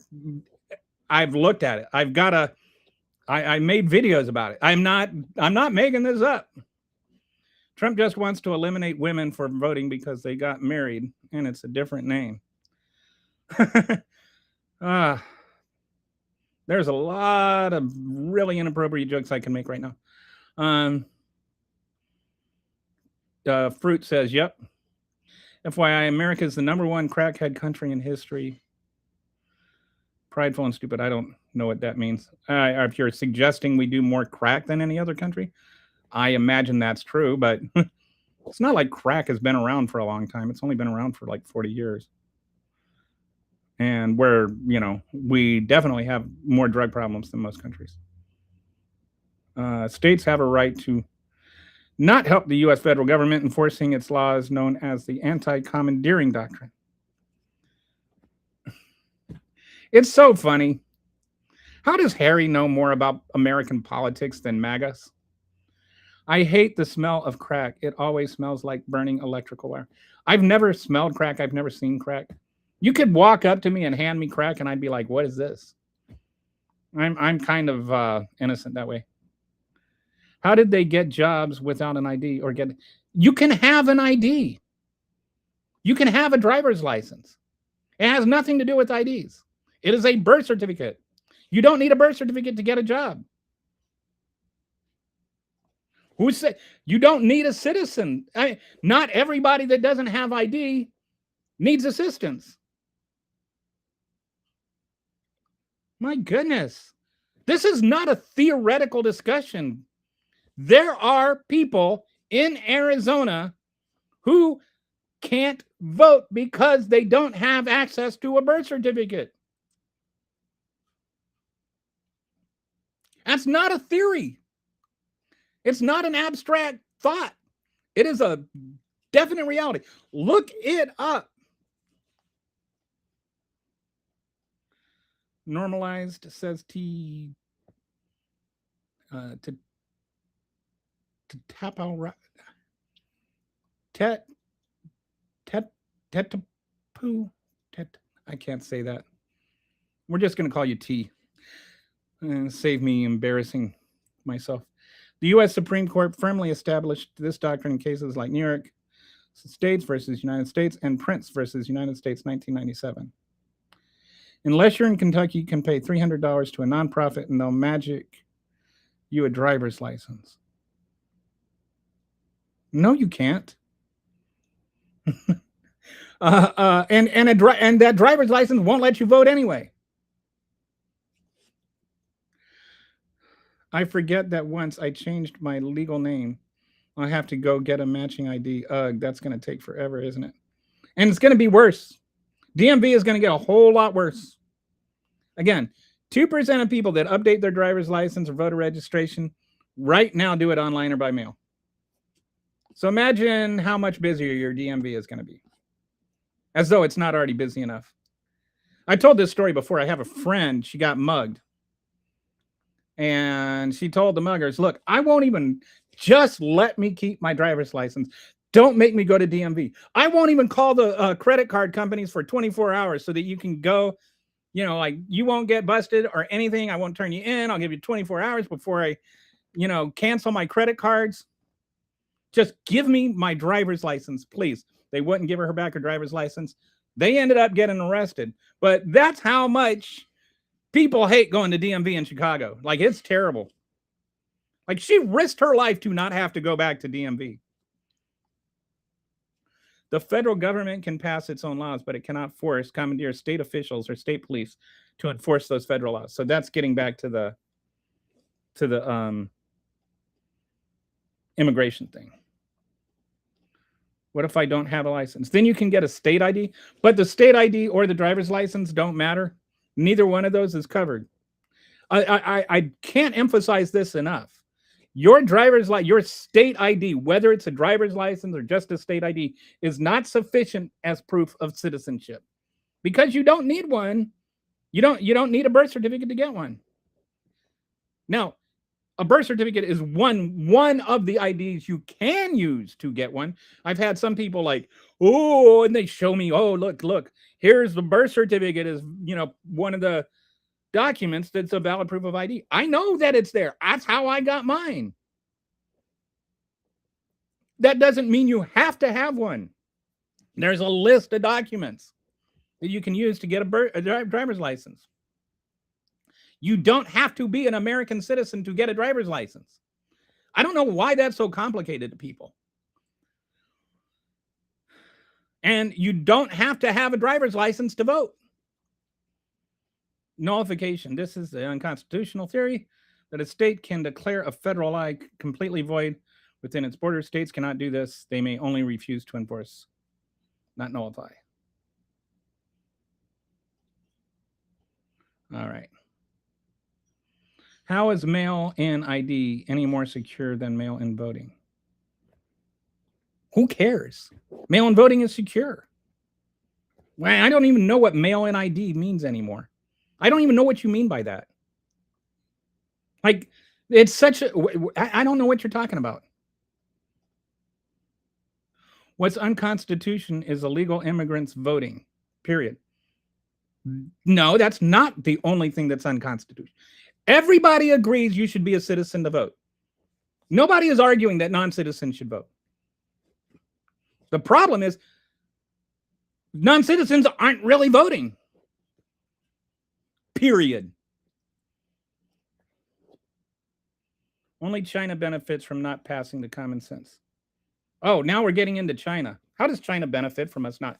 Like, why do you guys have to like resort to these really weird arguments instead of something that's actually cogent? There is no such thing as racism. Yes, there is. Although, you know, if you really want to talk about racism, here's something that's interesting. There was a time when there was no such thing as racism. A lot of people don't know this. If you go back to like the 1500s, racism didn't exist. There was no such thing as racism back then. Racism is the product of sub-Saharan slavery. It is not the birth of it. And I think that's an important distinction. We don't have racism. We didn't have slavery because the Europeans were racist. Europeans used racism to justify sub-Saharan slavery. Before that, like the Queen of Ethiopia would be treated like any other queen. You read, like fiction writings from then, or the black people were not considered inferior. But once slavery became an established thing, sub-Saharan slavery, then you started seeing writings to justify owning black people. And they started to say black people were inferior. So that's how we got racism. So don't say racism isn't good, isn't real. Okay, so somebody says, that sounds good to me, Chunky. I don't know what sound. I'm sorry, because I ramble, and so I don't know what I was rambling about when you said that sounds good to me. Great mind think alike, Brett. So you just decided you're gonna split the middle on the your there, huh? Like the Y-O-U-R-E without the apostrophe. But you used a possessive. Wait. Yeah, you used it as a possessive, not a. Anyway. He's your white systemic governance says otherwise. Horse poop, they get food stamps and Section 8 as well as healthcare. No, they don't. They don't. I think that you are a misinformed person. I will tell you this, and you can either receive it and learn something, or you can just go on believing the nonsense. What happens is you have right-wing think tanks that conflate undocumented immigrants and non-citizens with households that have non-citizens. So let's say that you have, Juan and Juanita. Juanita is here legally. Their kids are all born here. Juan is a non-citizen. So Juanita and the kids, they get SNAP benefits. Juan doesn't. But Juan lives in a household where American citizens get benefits. So they want to say that Juan is getting benefits. He doesn't. That's how they get this lie that non-citizens are getting those. They are barred by law from getting benefits. Racism lives in your systemic lives. Racism exists in like all kinds of nooks and crannies of the American society. People just don't like to talk about it. All this guy does is spread lies. And yet you can't tell me what I am saying that is untrue. Yeah, it's Spreed. What is Spreed? It's like when you lie really fast. I guess you spread lies really fast. I have a need for Spreed. Trump is the GOAT. Yeah, I agree. He's about as smart as a goat. It's the same poop hole it's always been. We have the Constitution. We follow the Constitution. Yes, we have the Constitution. We follow the Constitution. Which, by the way, says that the states determine how to run elections. And nobody, again, is arguing that non-citizens should be able to vote. I don't know what you're talking about when you say they are illegal aliens. People that came over here on TPS were not illegal aliens. They were here legally. I mean, I know they're black. I know Haitians are black by and large. That does not make them illegal. It's not illegal to be black and an immigrant. Trump is a citizen, wanted to overrule the Constitution. Yes, he did. Like Donald Trump rise to political fame was all premised on a lie about somebody being a non-citizen, in case you didn't know. He wouldn't even take a birth certificate as proof. So, yeah. Now, oh, you need a birth certificate. Shut up. He just wants white people to vote. Yeah, that's such a weird comment because when I see Donald Trump, I do not see love. Don't forget the slave trade. Now, the slave trade is why we have racism. Racism is not why we had the slave trade. I think that is really something people do not understand, but should. There's a woman named Fields. I can't remember. Janet Fields, maybe, wrote some books on this. Worth taking a look at. 100% Maximus. Thank you, sir. My apologies to you. That's okay. Hopefully, in 3 more years, Democrats can appoint more judges to the Supreme Court to override. Yeah, this is, I'm, like looking ahead. And I want to say it was Pete Buttigieg, maybe. He just came out and said, we need to do, like, he's come out and said, we need to give DC statehood, Puerto Rico statehood. We need to give, we need to balance out the Supreme Court so that it reflects our society. And so he wants to go to 13 justices, which I think is valid. Add 4 more, and it's a 7-6 court. Have you ever heard of jury annulment? Yes, jury annulment is actually illegal in the United States. Conditions in Haiti are such that the soccer team, but how do you enforce that? Conditions in Haiti are such that the soccer team hasn't played on the island since 2021. Haiti is a really, really dangerous place. Getting sent to Haiti could be a death sentence.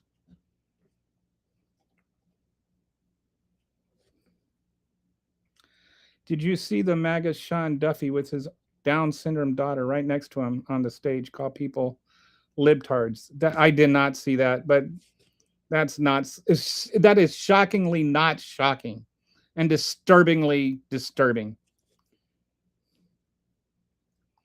He said something else. I can't remember what it was. Sean Duffy. Am I the only one that thinks Duffy sounds like the name of a Simpson character? We need new blood in the system and term limitations so these positions rotate in a proper time frame in all branches of government.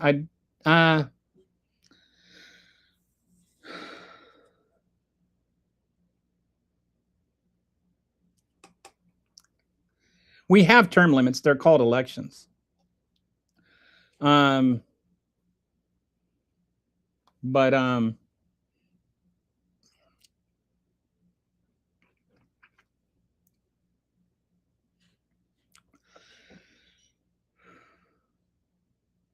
It's interesting. Anything you do with that is going to require a constitutional amendment. Which with America this divide, I don't think a constitutional amendment is even possible. That's why we haven't had one.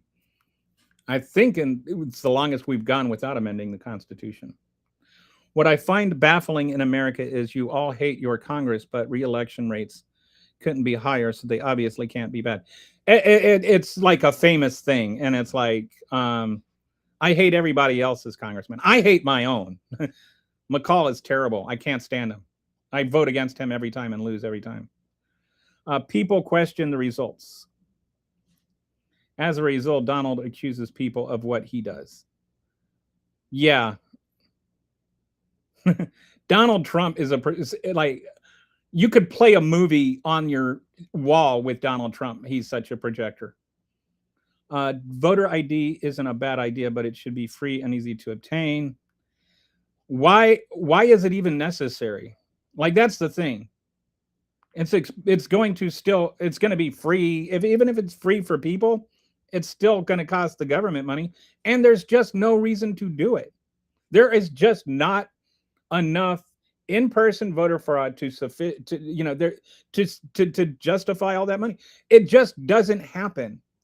And it's like, why are we spending national time and energy? It's like, you look at voter ID, like all the and then trans people in sports, all these things, all these issues that the Republicans want to spend time with are either not problems or they're such small things that it doesn't warrant the amount of energy and money and debate that we throw into it. We have more laws against trans women in sports than we have trans women in sports. It's a very, and it's like, why make it, like, literally it used to be an expression, right? Why do you have to make a federal case out of it? And that's what I want to ask. Why do you have to make a federal case out of it? Why is it such an issue to you that a cisgender woman or that a transgender woman might use the women's bathroom? Why do we need to make a national law about that? People in Puerto Rico cannot elect senators, cannot vote for president, but they can elect a non-voting delegate to the House of Representatives. So that's what it is. But I think if you have a Puerto Rican citizen, like if you have a Puerto Rican living in Texas, they can vote for senators, but not if they're living in Puerto Rico. And I think sometimes, like maybe they were, they moved to Florida when they were 5, and then they moved back to Puerto Rico when they were 25, and they've been able to vote before, and they didn't know they weren't allowed to vote anymore, and so they voted, and illegally without intending to vote illegally.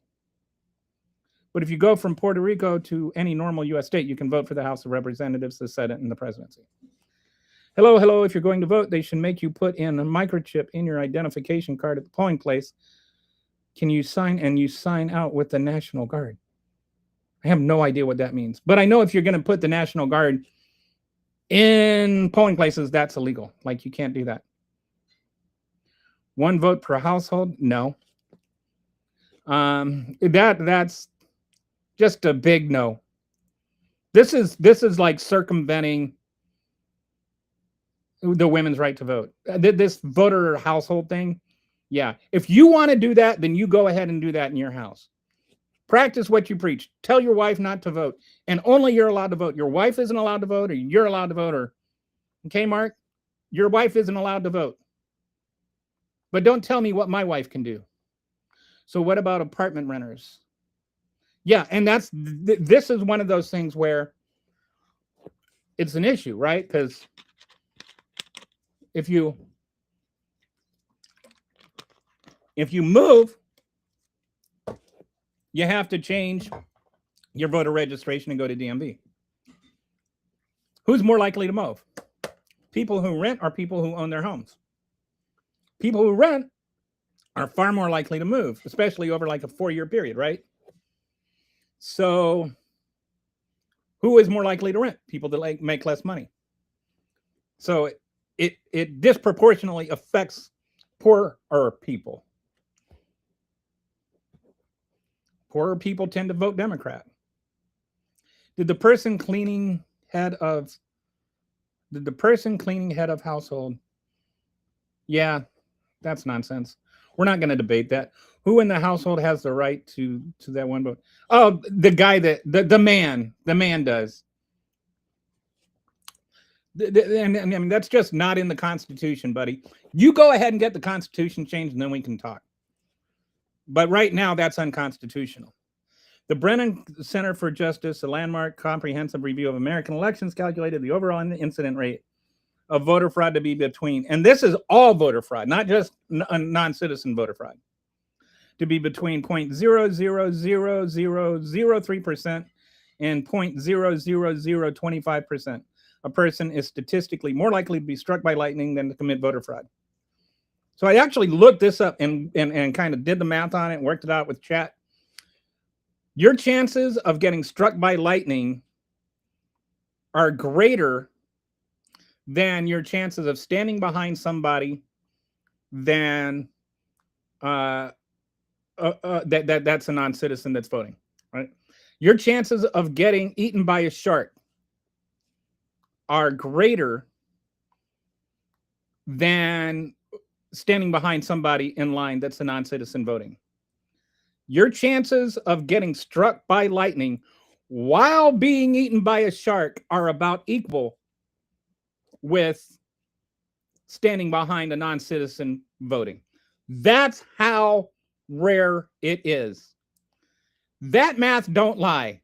If you're worried about non-citizens voting, you should be worried about getting struck by lightning while being eaten by a shark. So I don't ever want you to go to a beach or walk outside when it's raining. What if more than, oh, he's talking about in your tax returns. Only one person can do that in the tax. But it's all nonsense anyway. You'd have to require a constitutional amendment because the Constitution doesn't say anything about that. And the Constitution says women can vote. Constitution says men can vote. So that's just a bunch of bogus nonsense. Massachusetts Constitution says nothing about only one person per household can vote. Massachusetts Institute of Technology, a 20-year study focused specifically on mail-in ballot fraud, found that it occurred at a rate of just 0.0000006% nationally. Grammar is rough and chat because a lot of people are using voice to text. Yes, I tend to give people a pass on the voice to text thing, but sometimes, like, voice to text isn't making your errors. It's usually getting the your right. And I really only make fun of people if they get the your wrong, and especially if it's like you're an idiot and they say you are an idiot. I call it the war on apostrophes. The Strait is closed. Blue paint is peeling. No video evidence of vandals. And by the way, the people that are doing the work, they say there's no evidence of vandals. East wing of White House is in ruins. A tarp covers the Kennedy Center. White House lawn is destroyed by UFC arena. Winning. And those are just like the peripheral issues. Inflation is over 4%. I think it's went up to like 4.2% now or something. New inflation report. It's unemployment is up. Real wages are down. Hospitals are closing. But Elon Musk is a trillionaire. So somebody's winning, but it's not you. 60% of Pennsylvania residents still do not have real ID. Real ID does not count, Walter. Even real ID, people think real ID counts. Real ID lets you fly on planes. Real ID does not let you vote. You have to have on, like, I don't think even Pennsylvania, I don't think Pennsylvania is even one of the states that has an ID available that lets you vote. Only 5 states do. I can't remember which they are, but they're all on the border. They're either the Canadian border or the Mexican border. Just say only men should vote. It's obviously what you are thinking. Right. And if he could get black people to not vote, he'd be on that one too. Unless they're voting for Trump, I guess. Bipartisan housing bill wants to build more houses while the population...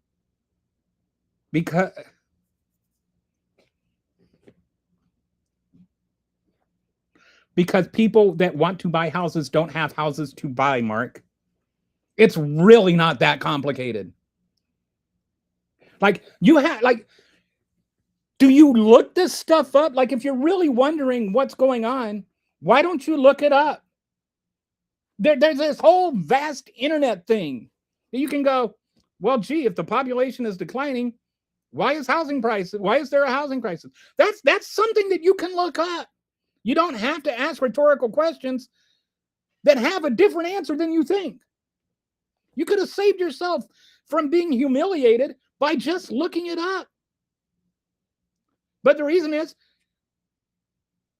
corporations, one of the big reasons is corporations are buying up all the houses so that working couples can't buy homes. They're overcharging, they're overpaying for the homes and then renting them out. So if you're a working class, you can only afford to rent a house. You can't afford to buy a house. And people that want to buy houses, like, buying a home is a way to build wealth. It's the way to build wealth for most middle-class people. You're putting equity into your house. With rent, you're just putting equity into somebody else's house. My good, look it up.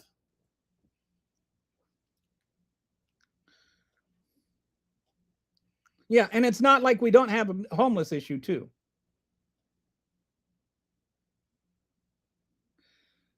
Okay, read the Constitution, buddy. The Constitution says Congress has the power to declare war. All right, Mark, we're not, I'm sorry. Did he pocket veto or just veto? The housing bill would have introduced more bureaucracy. Okay. I have a hunch that you don't know what you're talking about. The whole point of the housing bill, one of the things the housing bill did was actually specifically address too much bureaucracy. Like, one of the reasons that we have a housing crisis is people aren't building homes because there is too much bureaucracy. So they tried to cut away some of that bureaucracy. I mean, my goodness, MAGA just believes whatever. Okay, so Fox News just defends Trump all the time, and they'll lie to do it. And then you have people like Tyler and Mark that just believe all the lies and regurgitate them all over all the YouTube streamers. Read. Expand your knowledge base beyond Fox News and OAN or whatever it is you get things. You are promoting. No, I'm not. I'm not promoting any lies. I'm telling you things that are true. You can look them up. Or unless you're talking to Mark. You want more population but less immigration? Pick a lane. Why do I have to pick anything? I'll pick your nose. Don't have any problem with that, I'm sure. America has to decide if it wants to keep avoiding the burden of raising their own raising children. Mark, have you ever read a book? Have you? Trump and admin promote the lives. Open the Trumpstein files. All right, we're just skipping over Mark. He's not. You don't get to dominate the conversation with silliness. Thousands of illegal voters who went from the U.S. were found to be on voter rolls in Tennessee. No, that's not true. And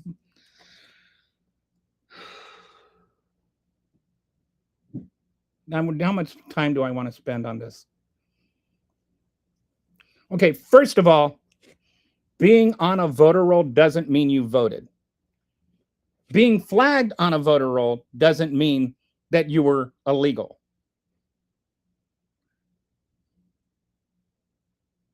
This is a conflation that the MAGA likes to do. All right, so I lived in Illinois, and then I moved here to Texas. When I moved to Texas, I did not tell Illinois, I don't live in Illinois anymore. Take me off the voter rolls. I never voted in Illinois after I moved to Texas. So eventually, I assume Illinois does their reviews, said, oh, this guy doesn't live here anymore, and took me. I don't think I am registered to vote in Illinois anymore because I haven't gotten any Illinois voter registration cards. I used to get one every year. I don't get them anymore. I'm assuming that's because I'm not registered in Illinois anymore. They go through and they purge the voter rolls because people move, people die. That does not mean that illegal voters were on the voter rolls. But when they take off 2,000 people or whatever that moved or that died, people like Tyler here want to act like there was something nefarious about that. There's nothing nefarious about registering and then dying. The problem with the modern generalizations is they can't imagine modern generations. So they can't imagine being able to support kids when they can't afford to move out of their parents' house. And the problem with that is it's not their fault that they can't afford to move out of their parents' house.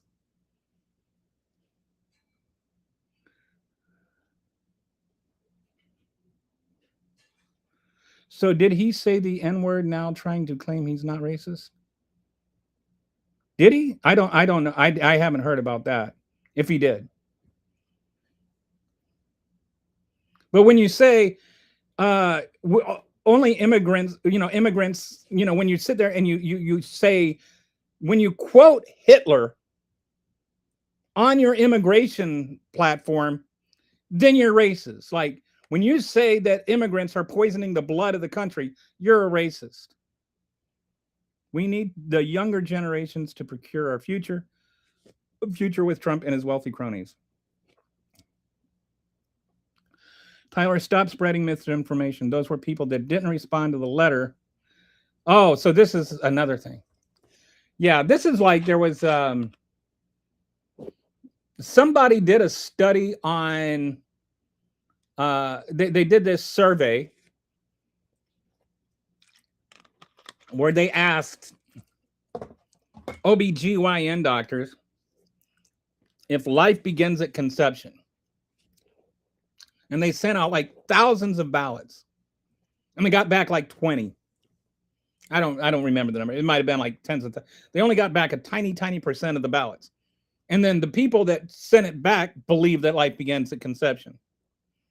And so then they said this percentage of doctors, believe that life begins at conception. And they used that to prove that science says life begins at conception. When most of the people that didn't believe it, the 95% of the people that don't believe that, thought it was a junk survey and throw it in the trash. So this kind of thing. Does giving birth to our own population mean? I don't engage with Mark. He's just a silly little fellow. I meant without Trump. I'm sorry. I'm not clear on what you were talking about before. It's easier if you include the context of your comment, because I want to address and honor each comment, unless it's like Mark, where it's just disingenuous psychobabble. But I want to give each comment credence, but if I'm reading it 5 minutes later, I won't remember what the context was. So if you can include context of what you're talking about in your comment. We're trying to do something about, but every step of the way, it's Democrats halting that progress. No, what you're trying to do is disenfranchise people because they're Democrats. And that's why Democrats want to halt it. You got people like Mark sitting there going that only the men folk should be able to vote. You can't argue with idiots. They just don't accept facts. Bill Murray, allegedly, it's attributed to Bill Murray. Whether he actually said it, I don't know. He said, it's hard to win an argument with a smart person, but it's damn near impossible to win one with a stupid person.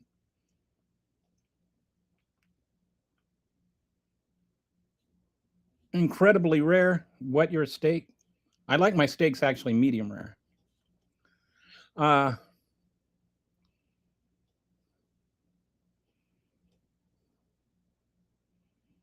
Only people that have a specific stake in the nation should be able to vote. Well, I think if you live here and you're a citizen here, you have a stake in it. I think people that go to steak houses have a stake. I think everybody else has a stake, S-T-A-K-E. S-T-A-K-E, stake, not S-T-A-K, Mark. If you're going to sit there and condescend to people, tell them when they're allowed to vote, you should at least learn how to tell the difference between a piece of meat and an actual steak. How does India Raman get 24,000 votes after election day and Spencer Pratt got 0? Well, it's actually very easy. Nobody got any votes after election day. What happened is one person got, first of all, okay. This is just such a stupid, loaded argument. What happens in general? I don't know about your numbers. Like, did Spencer Pratt get 0 votes? No, he didn't. But what happens is you have the president of the United States that endorses somebody like Pratt that is saying mail-in voting is evil. Now, if you voted on election day by mail, you voted on election day. It doesn't matter if the mail is there or not. You put the mail in the mailbox. When you file taxes, if you file your taxes on April 15th, You filed them on time, regardless of whether they get to the IRS on April 15th. If it's postmarked April 15th, you filed your taxes on time. If it's good enough for paying your taxes, it's good enough for counting your vote. And so what happens is you have a disproportionate number of people that vote for by mail who are more liberally inclined, because people like you are sitting there insulting the genuineness of voting by mail. So you don't vote for by mail. The reason Pratt got fewer votes by mail is fewer of his voters chose to vote by mail. And that's why the votes that arrive by mail, I know this is hard. The space-time continuum is hard for MAGA. But if you voted before Election Day, your vote could get there after Election Day. I could have, you could have people that actually vote before Election Day and actually have their vote counted after Election Day. That does not mean that their vote should not count. Wow. How is it that hard? And I bet you're one of them, Mark. Show me where Liberia, West Africa is on a map. Show me where Germany is on a map. Show me where Canada is on a map. Yes, Joe Biden got 81 million votes. That's a fact. Putting a question mark on it doesn't change it.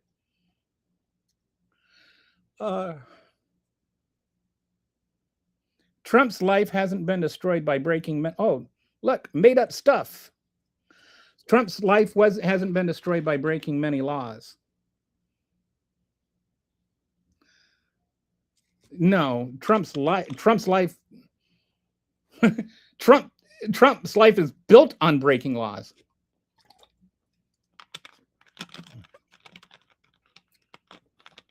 Trump is a convicted felon. Did you know that? A huge majority of the population, and we're done with Mark. Everything you say is just this is just such a made up. Did you really believe that, Mark, that most Americans don't know where Africa is, the continent? Mail-in votes are nearly impossible. No, they're not. That's just, again, do you guys say anything that is true? You just make these ridiculous statements. You know why California takes longer to vote? Because they're verifying that the ballots are real. The only thing states do is refuse to collect information for the federal government to deport people. If the federal government figures out that, well, I agree. I'm an asshole. That doesn't mean I'm wrong.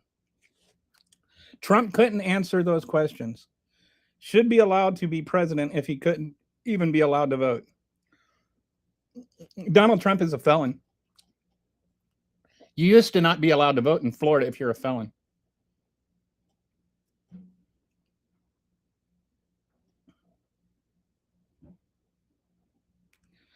Mark, based on what you're saying here, if you had to be smart to vote, you would never get to vote. I agree, Sam. All corruption from any source should be crushed.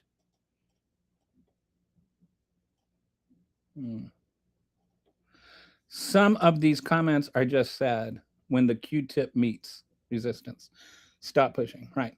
I'm not going to ban Mark because he's not saying anything hateful, but I think I'm done reading your comments because you're making you're running the conversation instead of allowing, I want other people to be able to participate, and everything you say is so outlandish and dumb that it's not worth spending time on. Some of these comments, so what Brett said is right. Some of these comments are just sad. When the Q-tips meets resistance, stop pushing.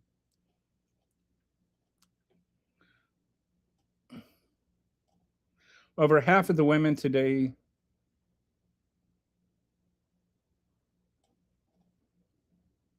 I guess we're at the point where there's no more messages being held for review and flagged by YouTube than are appearing de-evolution.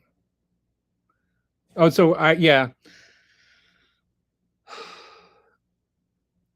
I because I'm I'm on Restream, so I don't know what goes on with all that. Did the displaying comments thing ever get better?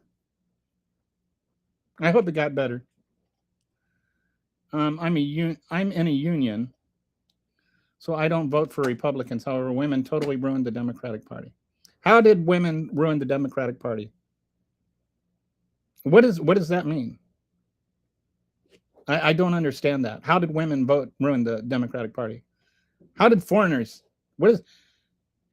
Foreigners don't vote.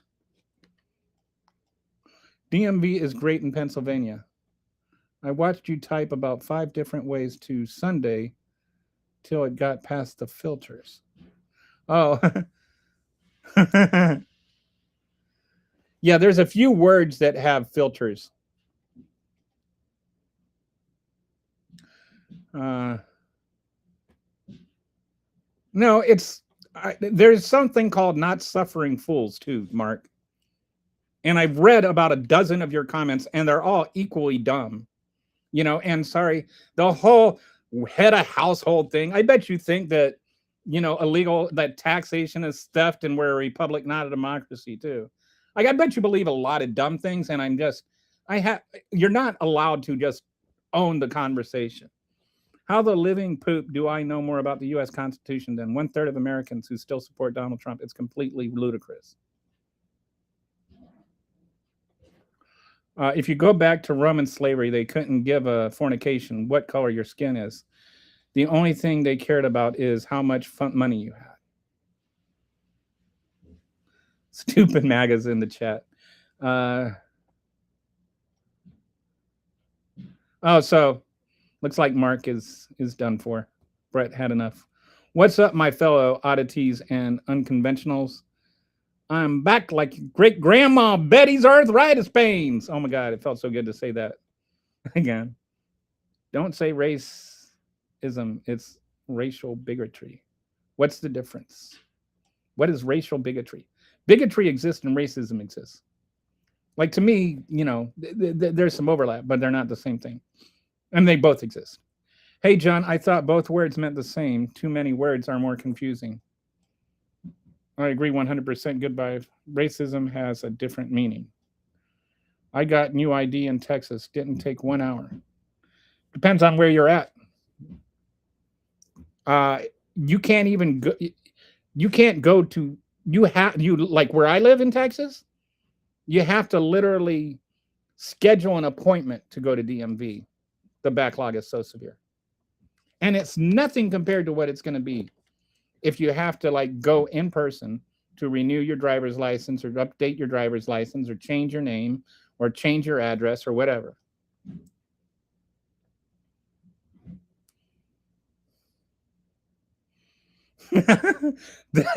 This sounds like one of those big British expressions that this is almost to the level of meriting Scottish. You are as thick as horse poop on a stick. All right. Harley Quinn says that's still illegal. I'm assuming you mean voting illegally is still illegal, and everybody agrees it's illegal.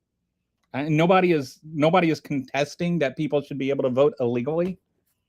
All right. So let's say somebody robs a bank in Texas.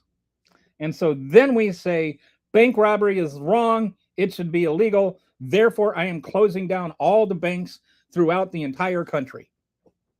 And then somebody says, you're making all these other people and all these other banks suffer because this one bank robbery happened.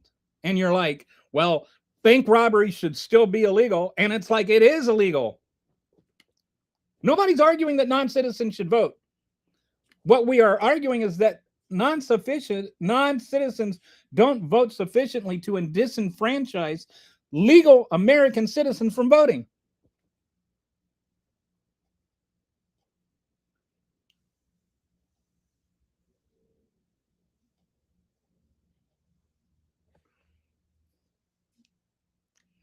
But they can't be racist.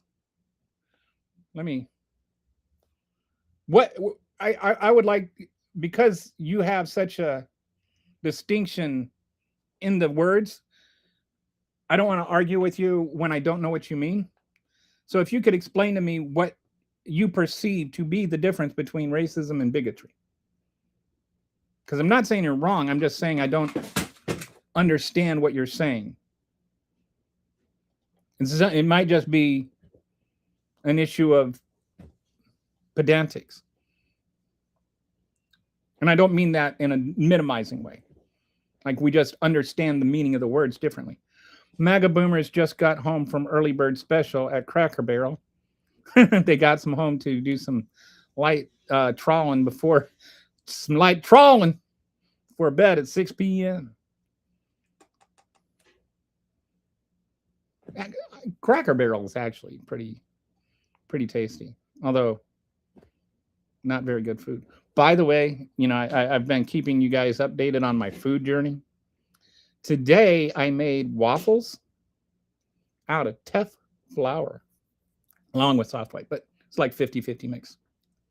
And if you've ever had Ethiopian bread, like the soft, spongy bread that you get in an Ethiopian restaurant, teff is used for that bread. And it's got this kind of barley, or like the kind of a malty, chocolatey taste almost. It's really tasty. And so I made waffles using soft white and teff grain, mill my own flour, as you know. And oh my God, the best waffles I've ever had in my life. I'm telling you guys, if you are not milling your own flour, you've never really tasted flour. And the beauty of it is you start to realize as you do it, like barley has a flavor, white wheat has a flavor, red wheat has a flavor. Soft white is better for things like muffins, and hard white is better for things like bread. You get, ancient grains like spelt, einkorn, emmer, korshan. You get all different kinds of grain. Each one has a flavor profile, and they're better for different kinds of things. The problem with processed flour is it's sort of one size fits all, and it doesn't, all the flavors taken out of it. But as you get used to milling your own flour and using different kinds of grains, you start to think of the flour as a flavor, not just like a staple to hold everything together. Anyway, I wish I could send everybody that's watching a sample of my teff waffles. They were amazing. And I made a blueberry compote syrup. Oh, so good. My wife took one bite and said, like, this is the best waffle ever.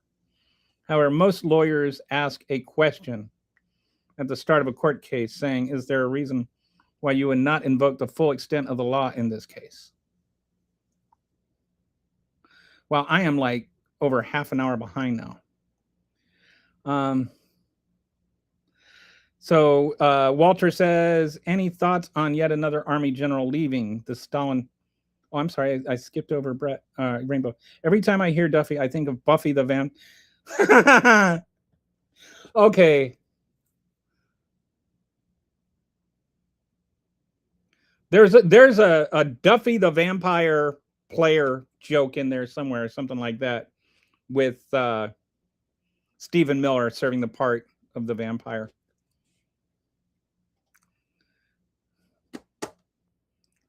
I actually think that A Vampire's Chart is Stephen Miller's origin story. Any thoughts on yet another Army general leaving? The Stalin purge continues. Every time I see an Army general, especially a white one, retire now, I'm assuming that they were given illegal orders. If the time nobody runs against the incumbent. Oh, hey. Revival Natural. Welcome back. Thanks for joining again.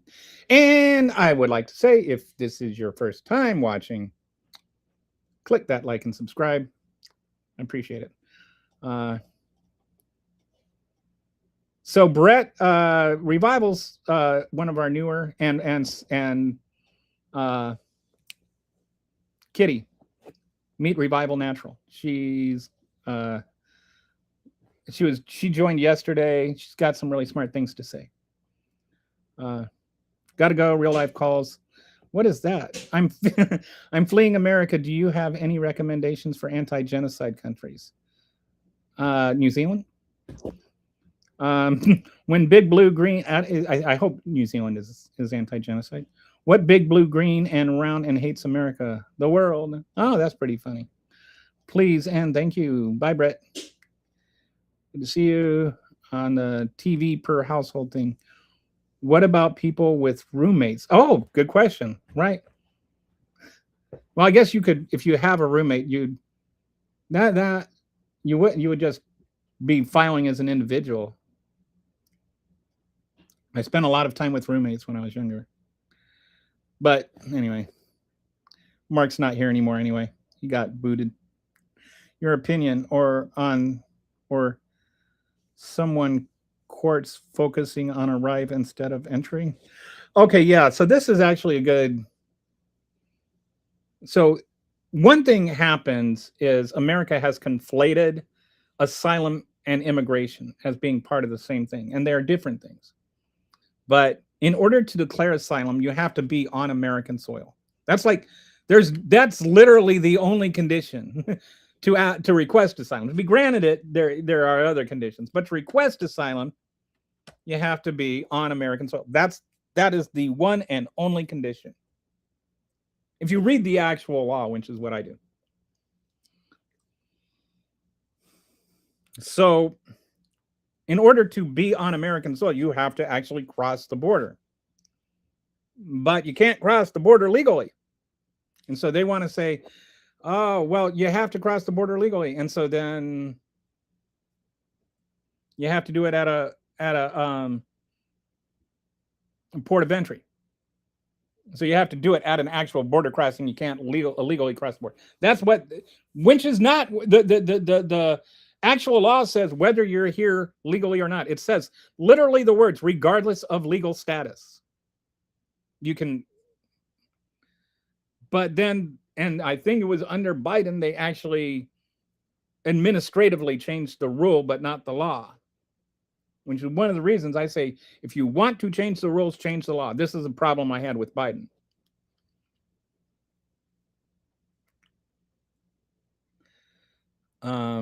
But I mean, we have 4 million asylum seekers waiting in line. I'm not saying that's not an issue. I'm saying that issue should be addressed by the law, not by just ignoring the law. So now Donald Trump is saying, so what it was is if you were on the Mexican side of the border and you're literally one step away from being in America, now you can say, nope, you can't come over here and request asylum. Like you can't take that step. You're not in the country, so you can't request asylum. The border, they can turn you away at the border. Which fundamentally means you can't request asylum at all. Like you can't enter illegally and request asylum, and you can't enter legally and request asylum. So how are people going to request asylum unless they are white people in Africa? Like when only white people in Africa can request asylum, you have a problem that might be just a wee bit racist. And they've got white people requesting asylum under this fake white genocide nonsense. And they're coming over here and they're getting a book that talks about how slavery wasn't that bad. It's disgusting. But yeah, I think it's nonsense. I think it's basically denying the human right to asylum. That's my opinion. It's ignoring the law, and it's ignoring the international law, and it's denying human rights. It is inhumane and illegal. And the Supreme Court sucks. People be like, the Supreme Court just said it's illegal. The Supreme Court said Dred Scott was legal. Or wasn't a citizen. The Supreme Court said Plessy versus Ferguson was legal. Supreme Court gets it wrong sometimes. And this has definitely got shades of that. This is the most Racist Supreme Court since Plessy versus Ferguson, or Supreme Court ruling since Plessy versus Ferguson. I'm genuinely considering fleeing to Canada. The cost is steep, but it's probably the closest good option. Plus free healthcare. It's not that I've looked into it. It's harder than you might think to migrate to Canada. They don't want to have a border crisis. Although, that's where everybody flees in Handmaid's Tale, right?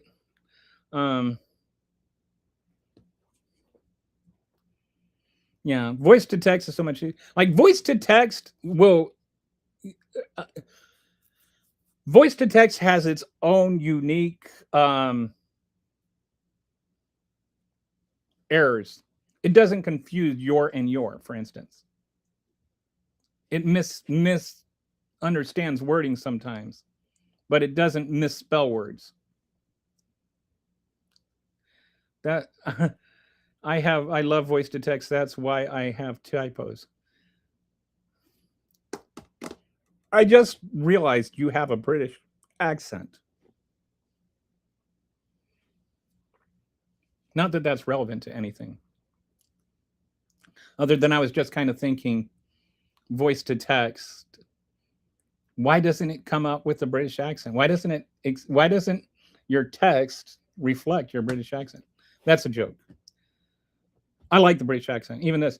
Hey Google, tell me a joke. Did you hear about the snowman that got upset when the sun came out? He had a total meltdown. Boom. But see, even my Google has a British accent. Didn't Trump say the strait was open? If so, that's a blatant falsehood and not even a believable one either. This is going to come as a shock to some of you. I know this is actually really stunning. But sometimes Donald Trump says things that aren't true. Yeah, he said it. It's not.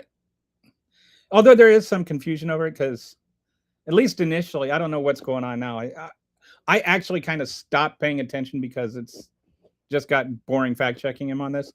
But what was happening is people were turning off their radar stuff, or there's like equipment that measures when people are going through, but like people were going through without that on because they didn't want to set off mines. And so you actually have boats that were going through that weren't being tracked. I just have auto incorrect in my phone. Oh, so here's my joke, is that I've developed a phone app that you can plug into, it works with Bluetooth and stuff, and you can run the app and it will tell you like anything that's wrong with your car. Like if you have a problem with your car, you can just use your phone app and it will tell you what's wrong with your car. And I'm calling it autocorrect. But the only thing is it always gets it wrong. Houses aren't, I don't know if that was funny or not. It's hard to tell if my jokes land sometimes. Houses aren't being built, but giant apartment complex owned by corporations are. Right. And houses aren't being built because of the whole not in my backyard thing. Like too much bureaucracy. And that's what the housing bill is trying to do, is get rid of all the bureaucracy that's making it impossible for people to build new homes. But yeah, new home builds have been down since the mortgage crisis. Then there are more empty houses than homeless households. The issue is affordability. That ties into it. And that's why I like the approach was to try different things. And it wasn't like you have to do this. This is, providing means and ways to do different things. And so, and it's a like a lot of problems, there's not just one thing that's causing it, right? And so like there are legitimate concerns about bureaucracy, and there are legitimate concerns about affordability, and there are legitimate concerns about people coming in and buying up homes. And so the housing bill actually endeavored to get both sides' issues resolved. And so it's not just one thing it did. It's not just saying, you get a free house or whatever, There's a new Trump law against corporations collecting houses. Well, it's not a new Trump law. That's actually the law he refused to sign. That's the housing bill that the Congress passed. And the law is the thing that he refuses to sign unless the Senate approves the SAVE Act. We Iranian won't let strain of Persia operants like before. Nothing will be the same as era before the 28th Feb. You doubt it? We can cut internet cable in the Strait. See it. Okay, I think generally what he's saying is that Iran's not going to go back to having the Strait be open. We'll see. No, Trump didn't sign the bipartisan bill. Yeah, that I mean, like giving Trump credit for that bill is like way upside down. Both parties of Congress did it. I think it passed the Senate 85 by, and some people didn't vote because they weren't there. Like 85 senators voted for it. A majority of both parties voted for it. And Trump said he won't sign it until we pass the SAVE Act. And the Senate doesn't even want to pass the SAVE Act. Not even if there wasn't a filibuster would the SAVE Act pass. Because enough Republicans realize they're losing voters too. Let's all stop paying. And you know what? If you're a Republican who would be disenfranchised by the SAVE Act, I believe you should vote. My problem with the SAVE Act is not that it disenfranchises Democrats. My problem with the SAVE Act is it disenfranchises voters. So whether you vote for the Democrats, vote for the Republicans, vote for independent, I don't care. You should be allowed to vote if you're an American citizen over 18. Full stop.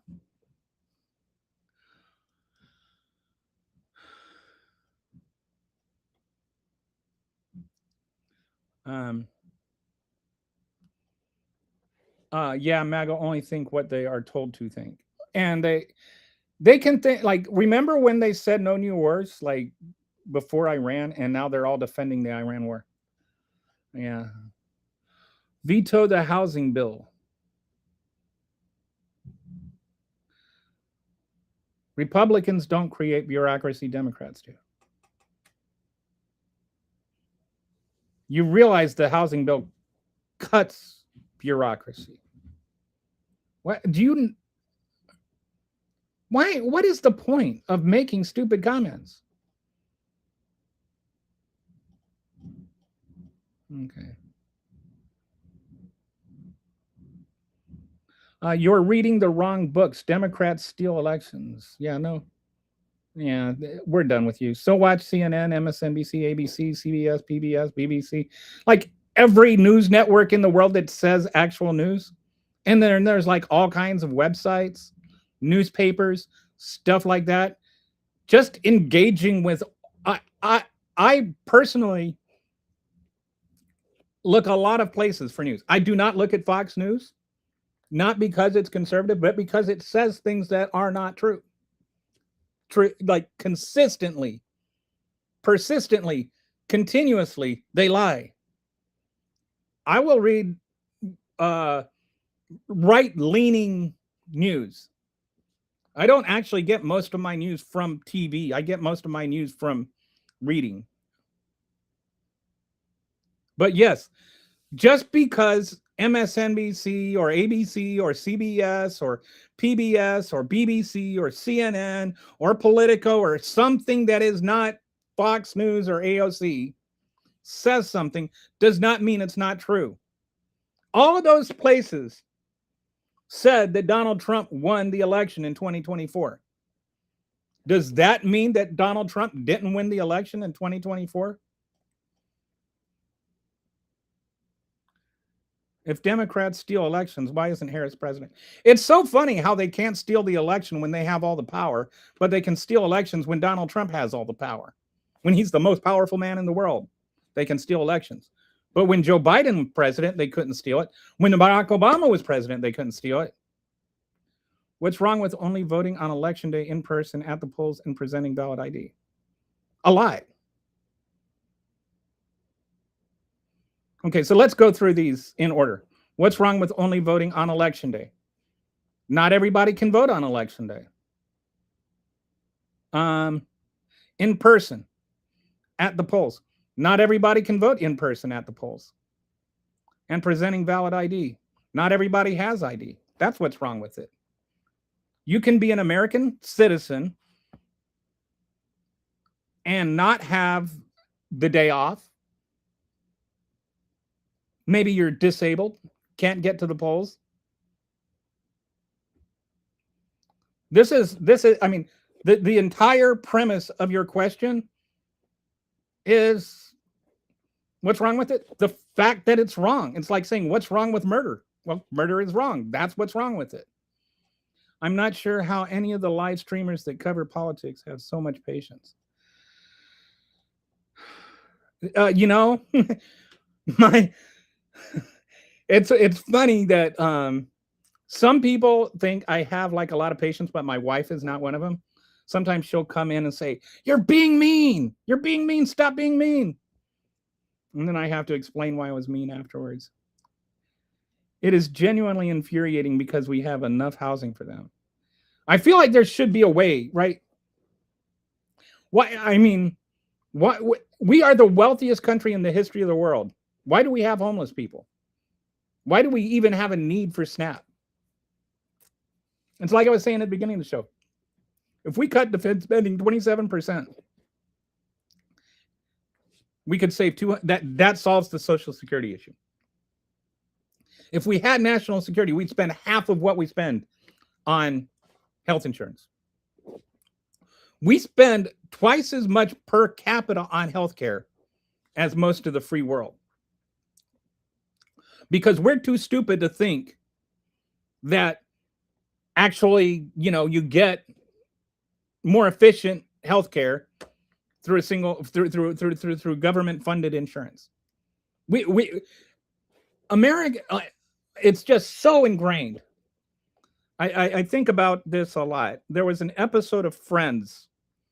I don't know if you guys ever watched Friends, but there was an episode where Joey wins this boat raffle, and he's got to learn how to sail, but he doesn't know how to sail.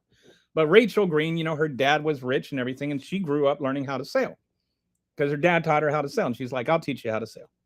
And so they go, and Joey's like, "Yeah, this is gonna be fun." He's sitting there drinking beer, he's having a good time, and Rachel's trying to teach him what to do, and he's not paying attention, and he's making mistakes, and she's yelling at him.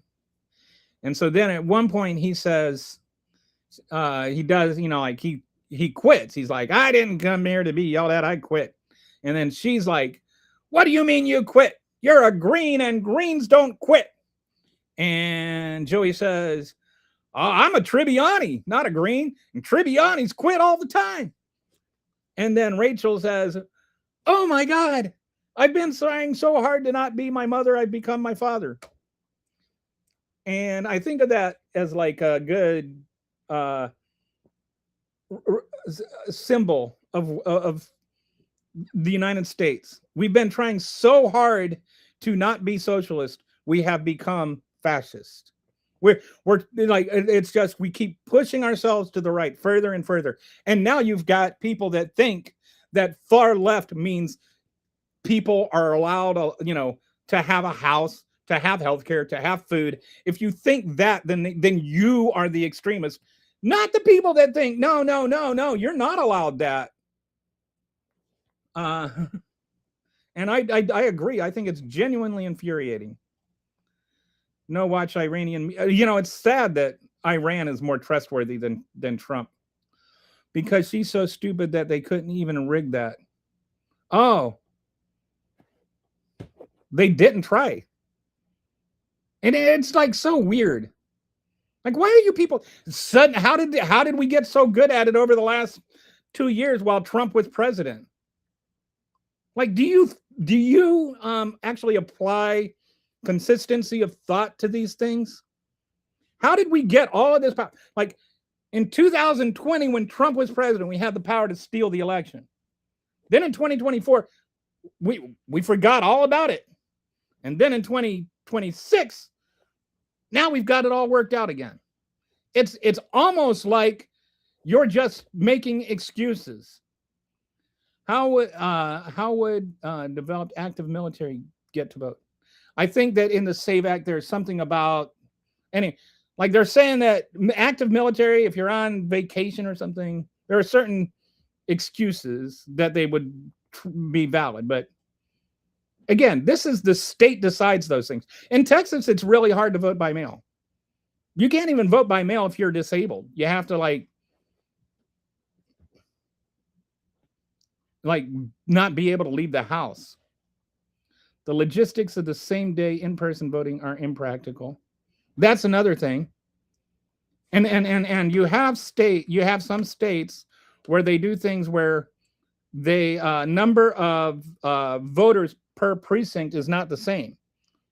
And so like in certain districts, they'll make it so that you have to wait like 25 hours to vote. And in some places you wait 25 seconds to vote. In their districts, it's easier to vote than in the districts they lose.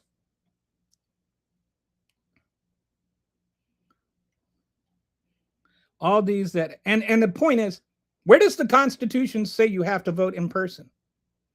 Where does the Constitution say that you have to vote on election day? Did you know that for like 200 years there was no like one-day election? Like we never had one-day election. That's not how voting worked. You just have to vote by a certain date. All these that have brass neck to die. All these that have the brass neck to die. I think we should punish them with life imprisonment for voter fraud. I don't know what brass neck means. Sorry, Harry, I don't know what brass neck is, but clearly your joke is funny, and it went over my head. All respect, that's a BS, Maximus. Liberals want America to fail as long as it happens under Trump. No. We are bothered that America is failing because of Trump. You will sit there and ignore that America fails while Trump is president because you can't accept that Trump did something wrong. Is inflation high? Is inflation up? Are gas prices up? Are we at war with Iran? Did we fight a war with Iran? Or any of those anything to do with Democrats? You guys are running the whole country right now. You have all three branches of government. 100, you have both houses, and all you can do is give tax breaks to trillionaires, and somehow everything is wrong because of the Democrats. Read a book, psychos. Lots of MAGA feelings on this stream. Excuse the misogynistic term, but this feminization of men was predicted after Reaganomics kicked in. I don't know what that means. No, we really want everyone to have their needs met, which would be a pretty successful thing for our country to do. Wouldn't that be wonderful if we just like, and again, I think if we talked about things as issues and not sides, we could do so much better as a country. We have the means, like we have enough wealth as a nation that children should not go hungry, that people should not go unhoused, and that sick people should not have to declare bankruptcy because they got sick. We have the means to do that. We have enough wealth to do that. I'm not saying we shouldn't have rich people. I think I'm fine with people being rich. I'm saying we shouldn't have people impoverished. And there is a difference between those two things. I'm not saying lower the ceiling. I'm saying raise the floor. Raise the floor so that there is a minimum level that Americans live by, where they have food, where they have housing, where they have healthcare, and where they have education. Just those basic things, where they have clothing. Just the basic needs are met for every American citizen and every legal American resident. Do you think that the country can shut down to give everyone the opportunity to vote at the same time? Why is that no, A, I don't think that. And two, why? Why is that even a thing? Why is that a thing? Why should everybody have to vote on election day? Never heard anybody explain exactly why that is so important to them. How does it hurt anybody if I vote the day before elections? How does early voting hurt you? Does it stop you from voting on election day? Tyler is trolling the next channel now. Oh, did Tyler move on? I've thought for a while, and I mean, I do think election day should be a national holiday, but I don't think you should have to vote on it.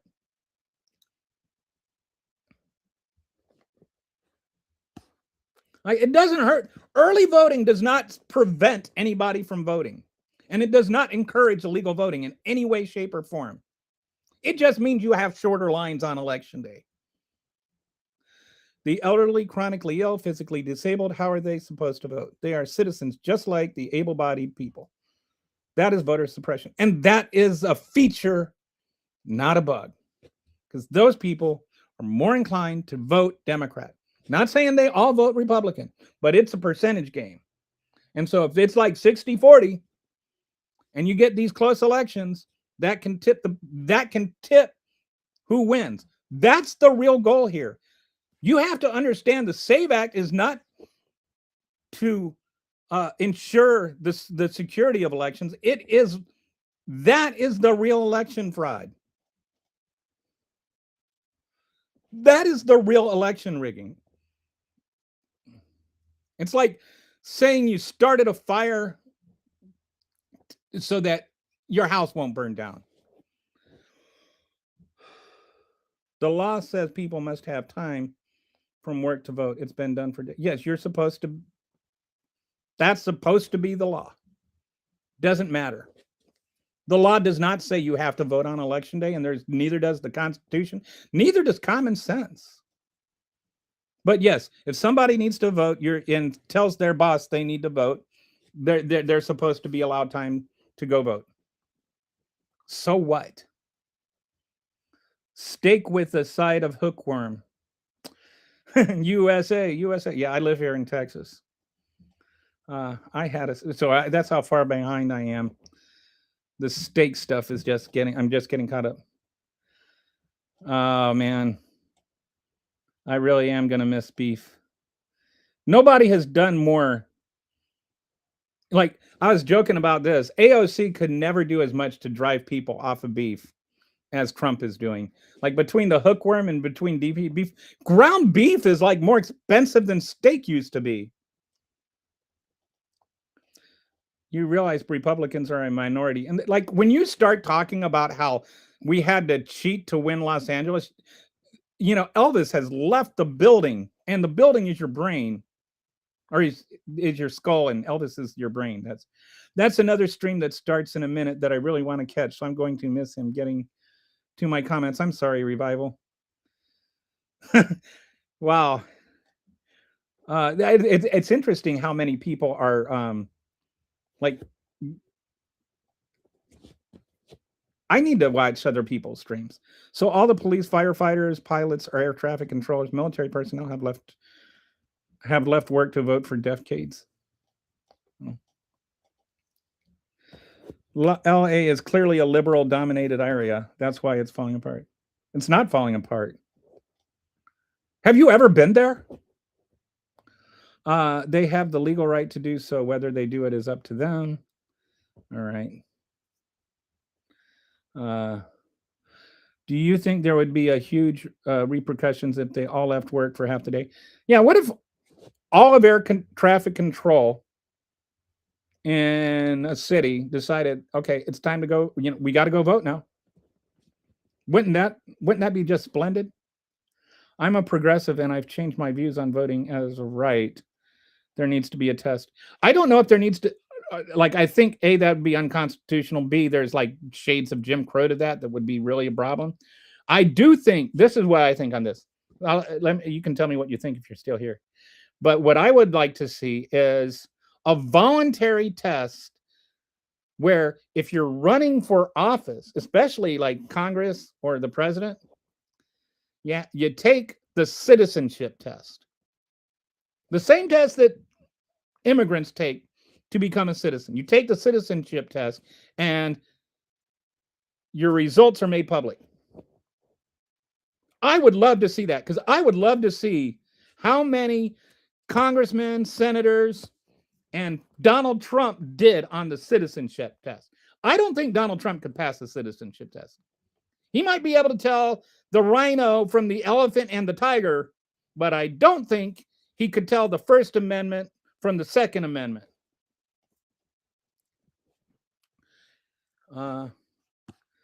Dan Goldman learned taking money from the state that is not real is losing side. Polls are open from 6 a.m. Yeah, and you know what? Early voting is like, yes, you can. Nobody is saying you can't go vote in person. I just don't understand why you have to vote in person on election day. I just don't understand. Why is that important? Go on, tell me. Tell me why that is important. Tell me why it's important. Go ahead. Many emergency servers work 12-hour shifts. Yeah, emergency rooms generally have 12-hour shifts.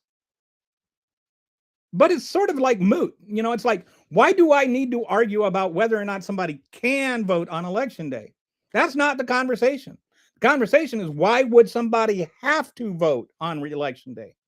There's zero reason. There's not one logical reason why that should happen. And it's never been the case in the history of our country. The founding fathers did not vote on election day. Or at least, you know, they didn't make it that you had to vote on election. That is an entirely made up thing by Donald Trump. It's never been the case, ever in the history of our country. Racism and bigotry are not the same thing, though they frequently overlap in everyday life. While bigotry is a broad, generalized, okay, so all right. No, this is Harry is talking. Though they frequently overlap, while bigotry is broad, generalized intolerance toward anyone who is different, racism is specific. I think that's, I would, so like racism is not giving job to somebody who's black. Bigotry is assuming that somebody got a job because they were black.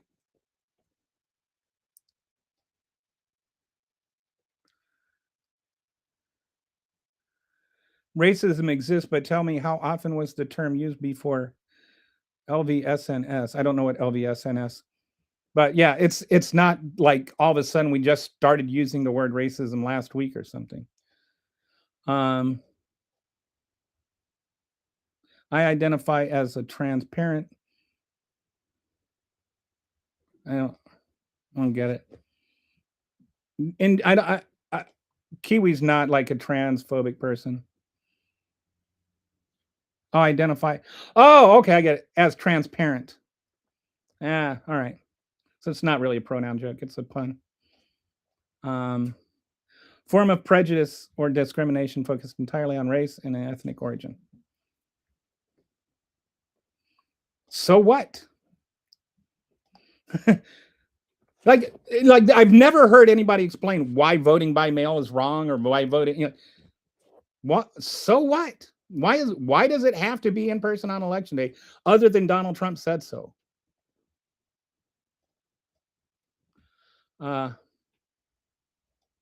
Racism exists, but tell me, how often was the term used before Obama? All the time. All the time. That's why before Obama, nobody thought a black person could win. Are you 12? Were you alive before Obama? It was used all the time before Obama. And it's like Obama's fault. Like, blaming racism on the black guy is like peak racism. Racism is a specific to hate derived from race. Bigotry is a broader definition of home derived from things out of people's control mostly. They make dictionary apps. Don't have to guess. Did you know that American bread is designated as cake in the UK? I don't think it should even be qualified as that. I wish I could send everybody that watches this show a free loaf of bread, just so you could taste real wheat for the first time. I have a friend, my wife's cousin's wife. I got her, you know, she was following me on Facebook, and she bought a mill, and she bought some flour, and now she's like making her own bread with fresh milled flour. And she's on the evangelical train for fresh meat. It is a totally different thing. And 12 hours is not 14 hours. Again, it's not whether you can vote, it's whether or not you have to. Also, how do you add 11 chemicals to make fries 11 chemicals? How is that even a possibility? I have no idea. Another thing I've been doing a lot of is fermenting, and I've made fermented fries, which I know that sounds weird, but they are so good. It's like you can, like when I ferment them in a like 1.5% brine, and then I can add, like garlic or like a jalapeno and make like spicy fries. You can actually flavor the fries because the things that you put in with it, like the fermenting process, the flavor gets incorporated into the fries, and the process of fermenting makes the fries crispier. Trump has divided the whole world. Trump is sitting there calling everybody that disagrees with him Democrats. But somehow Obama's the one that's being divisive. The amount of crap that pump into American food is unreal, and half of these chemicals are literally illegal across the developed world. Yeah. So I don't know if, like, not everybody knows this or has, if you're new here, I have lost 75 pounds now. I'm down to 149. My peak weight was 225. And I eliminated processed foods, and I started milling my own bread, fermenting foods, and doing some sprouting, and just taking care of my microbiome, which is a word before I thought was like a weird RFK Jr. type word. But I've been doing that for like about a year and a half now, and I've lost 75 pounds and done away with, like, I had all kinds of digestion problems that are gone. Even my reflux has been getting better now just by eating healthy. Yeah. Oh, the black guy. All the racism is the black guy's fault. Can you tell me what Obama did that was so divisive? Or do you just blame the black guy? What if the already long line? The thing that Obama did that was so divisive is that there was a Harvard professor who was a black man who was trying to get into his own house. He was drunk. He's trying to get into his own house. A neighbor called. Police came out. They arrested the black guy for trying to enter into his own house. They're like, give us ID. And so he was like, if I can go in and get my ID, then I can show you my ID. And then, like, he's yelling at the cop, and the cop's like, can you come out here to the porch? Because he couldn't arrest the guy if he was in his house. Guy stepped out onto his porch, and then he arrested him for trying to go into he didn't do anything illegal. But he got arrested. Obama says, maybe a black man entering his own house shouldn't be somebody that you arrest. And that was the divisive thing he did. He believed a black man over a cop. Yeah, Obama's the one that's divisive, and not the people that made a stink about it. What if the already long lines are more than 2 hours long? Yeah, then you have to wait in line until like 2 a.m. to be able to vote. If this is your time watching, Kelly is a big fan of Donald. Okay, you said bye, and then you still had more to say. I can offer my opinion on asylum if no one knows it. He has got a very strong opinion on asylum, but asylum in the UK, not asylum over here. Hello, I'm new to your channel. I'm from Florida. I'm sorry. Rosemary. I'm in Texas. I don't know if I'm from Texas. I've lived in Texas longer than I've lived anywhere else in my life. So maybe I'm from Texas now. Canada only really want immigrants that have money and skills for jobs that are in demand. Trump is more full of crap than the New York City sewer system. I like to say that Donald Trump is a poop paradox, because it never stops coming out of his mouth. It never stops coming out of his butt. And he's never any less full of poop than he was before. It's like he is an infinite two-way fountain of poop, and he's still always full of poop. The channel's monetized, so I can't swear. Do you know that German GPSs only take you one place, Poland? Okay. That's an asylum joke. Did you know that Britain is the center of all time? That means the Germans don't sit down for lunch at 1 o'clock till we say so. Have you been to Turkmenistan? I don't know what Turkmenistan is. I have been to Turkey. I think it's pronounced Turkey or something like that. Turkey. It's pronounced differently. No, I think we need to bring back literacy tests, but only for MAGA. Hey, I got back and you're still on. I am.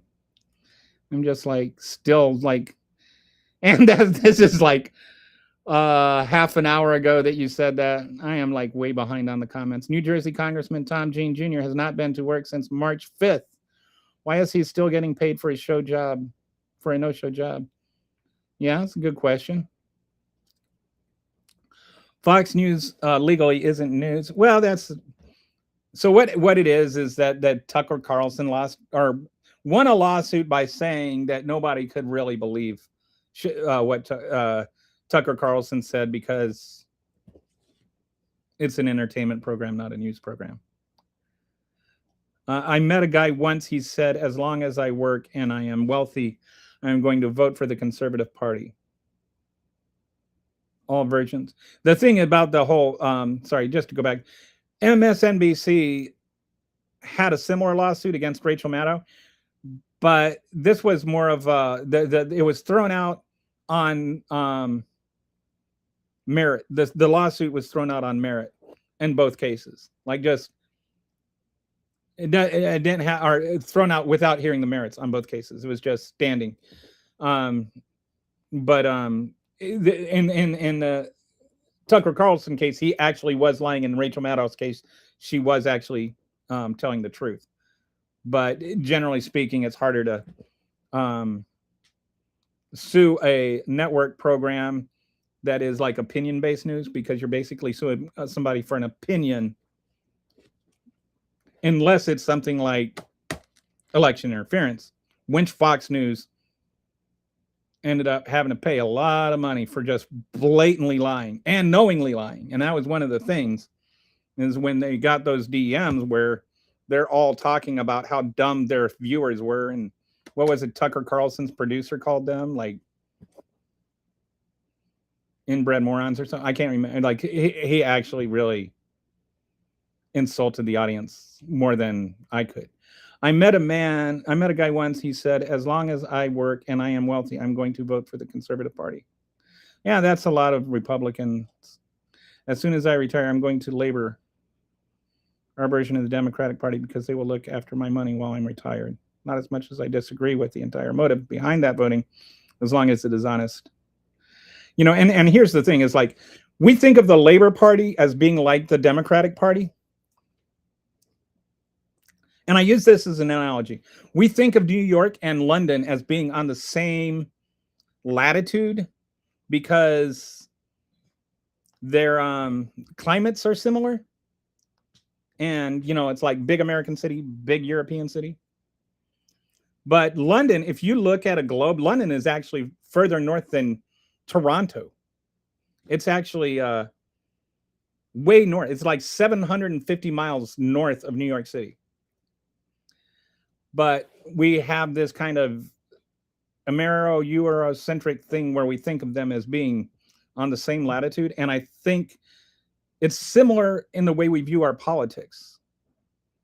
But if Joe Biden were running, like if you were to take Joe Biden's platform and run for prime minister right now, you would be talking about a massive like 50% increase in defense spending. You would be talking about, you know, privatizing healthcare, privatizing universities. Like even the Conservative Party in the UK is to the left of the Democratic Party in a lot of ways. ever visit a retirement home? Newsmax and Fox all darn day at full volume. Yeah, my wife's uncle, we went to go he's not a retirement home, but we went to go visit him, and it was just always on. Always on. Just annoyingly always on. Ben, best of most ironic thing I heard, the Democrats are looking after my retirement. Yeah, they sure are. Who was president when we George Bush. George Bush was president in 2008. You do realize that UK politics, just like Donald Trump was president in 2020, you do realize that UK politics is very different from US politics. But who caused the 2008 financial crisis? Barack Obama initiated. Yes. Barack Obama did not. 2008, Obama was elected in 2008. He was not president in 2008. You mean the Gordon Brown who used pension funds to save people's lives by bailing out the banks, which everyone agrees was necessary, and the idea that the Labor government caused the financial crisis is utter BS. It was an American thing that affected.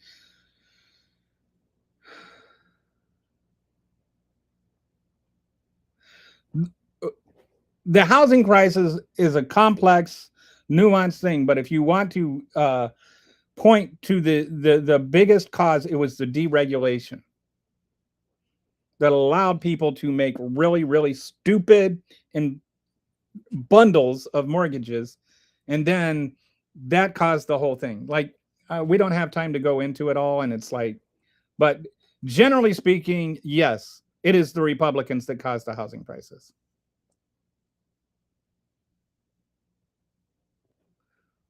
Bro, we understand it's a trick to get voting numbers down. It is. The problem with housing is location and affordability. You can't buy a house when you're paying 40 grand for a car. And that's the other thing is like, so the cars are more expensive. Housing is more expensive. Student loans are more expensive.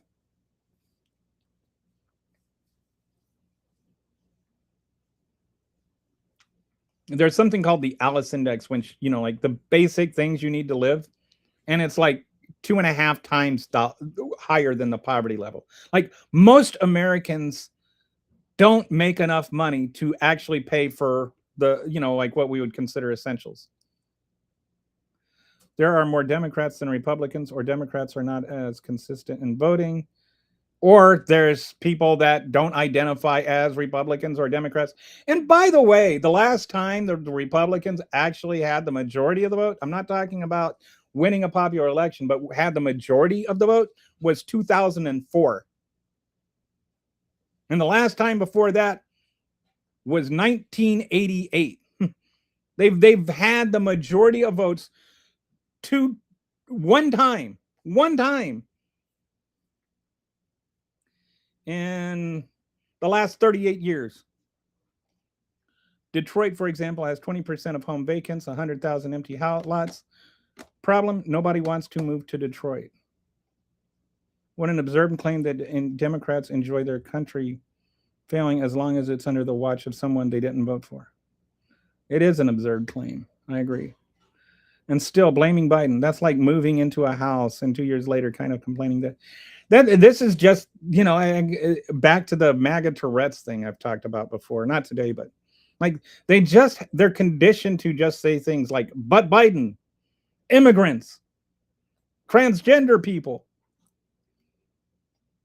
Compulsory voting is a basic requirement for functioning democracy. If taxation is compulsory, then voting must be compulsory, or no taxation without representation meaningless. I think New Zealand, if Kiwi is still on here, I think New Zealand has compulsory voting.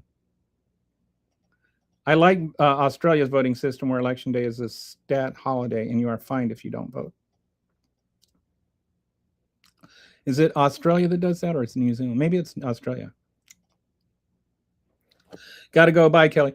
Thanks, Harry. Harry was with me like the entire show, and it's like been a while. We're 3 hours and 15 minutes into it. How do you think the Supreme Court's going to rule tomorrow on citizenship? Are they going to rule? I just I'm hoping, I am just hoping that they actually follow the Constitution on this one. I think they will, but you never know. They don't seem to care much about reality. It is a really terrible court. I know that if they do rule against it, there is going to be a really strong dissenting opinion. If Joe Biden ran on his current policy platform in the UK, he would be he would be the most far right nut job going and receive about 50 votes nationally. The whole idea that he has developed around Gordon Brown and the British financial crisis in 2008 is such dog poop. It's unreal. Congrats to David Dameron, the penis head who managed to convince the British public that the financial crisis was his fault. I mean, people honestly think that the government's borrowing caused the financial crisis. It's just madness. How do people not understand that America failed to regulate their banks, and when their banks went under because of how closely connected our banking systems are, our banks also, there was I saw this it was actually a couple of British comedians that had this whole discussion on it. This was during the crisis. Like, this is like 15 years ago, 20 years ago, almost. It was like 2009, 2010. It was from a British TV show, and these two British guys that were sitting there talking about it, and they were talking about the whole thing in the context, and it was one of the funniest bits of TV I have ever seen. I'll see if I can find it, and maybe if I can, I'll play it, but it might be hard to find because it's been a long time.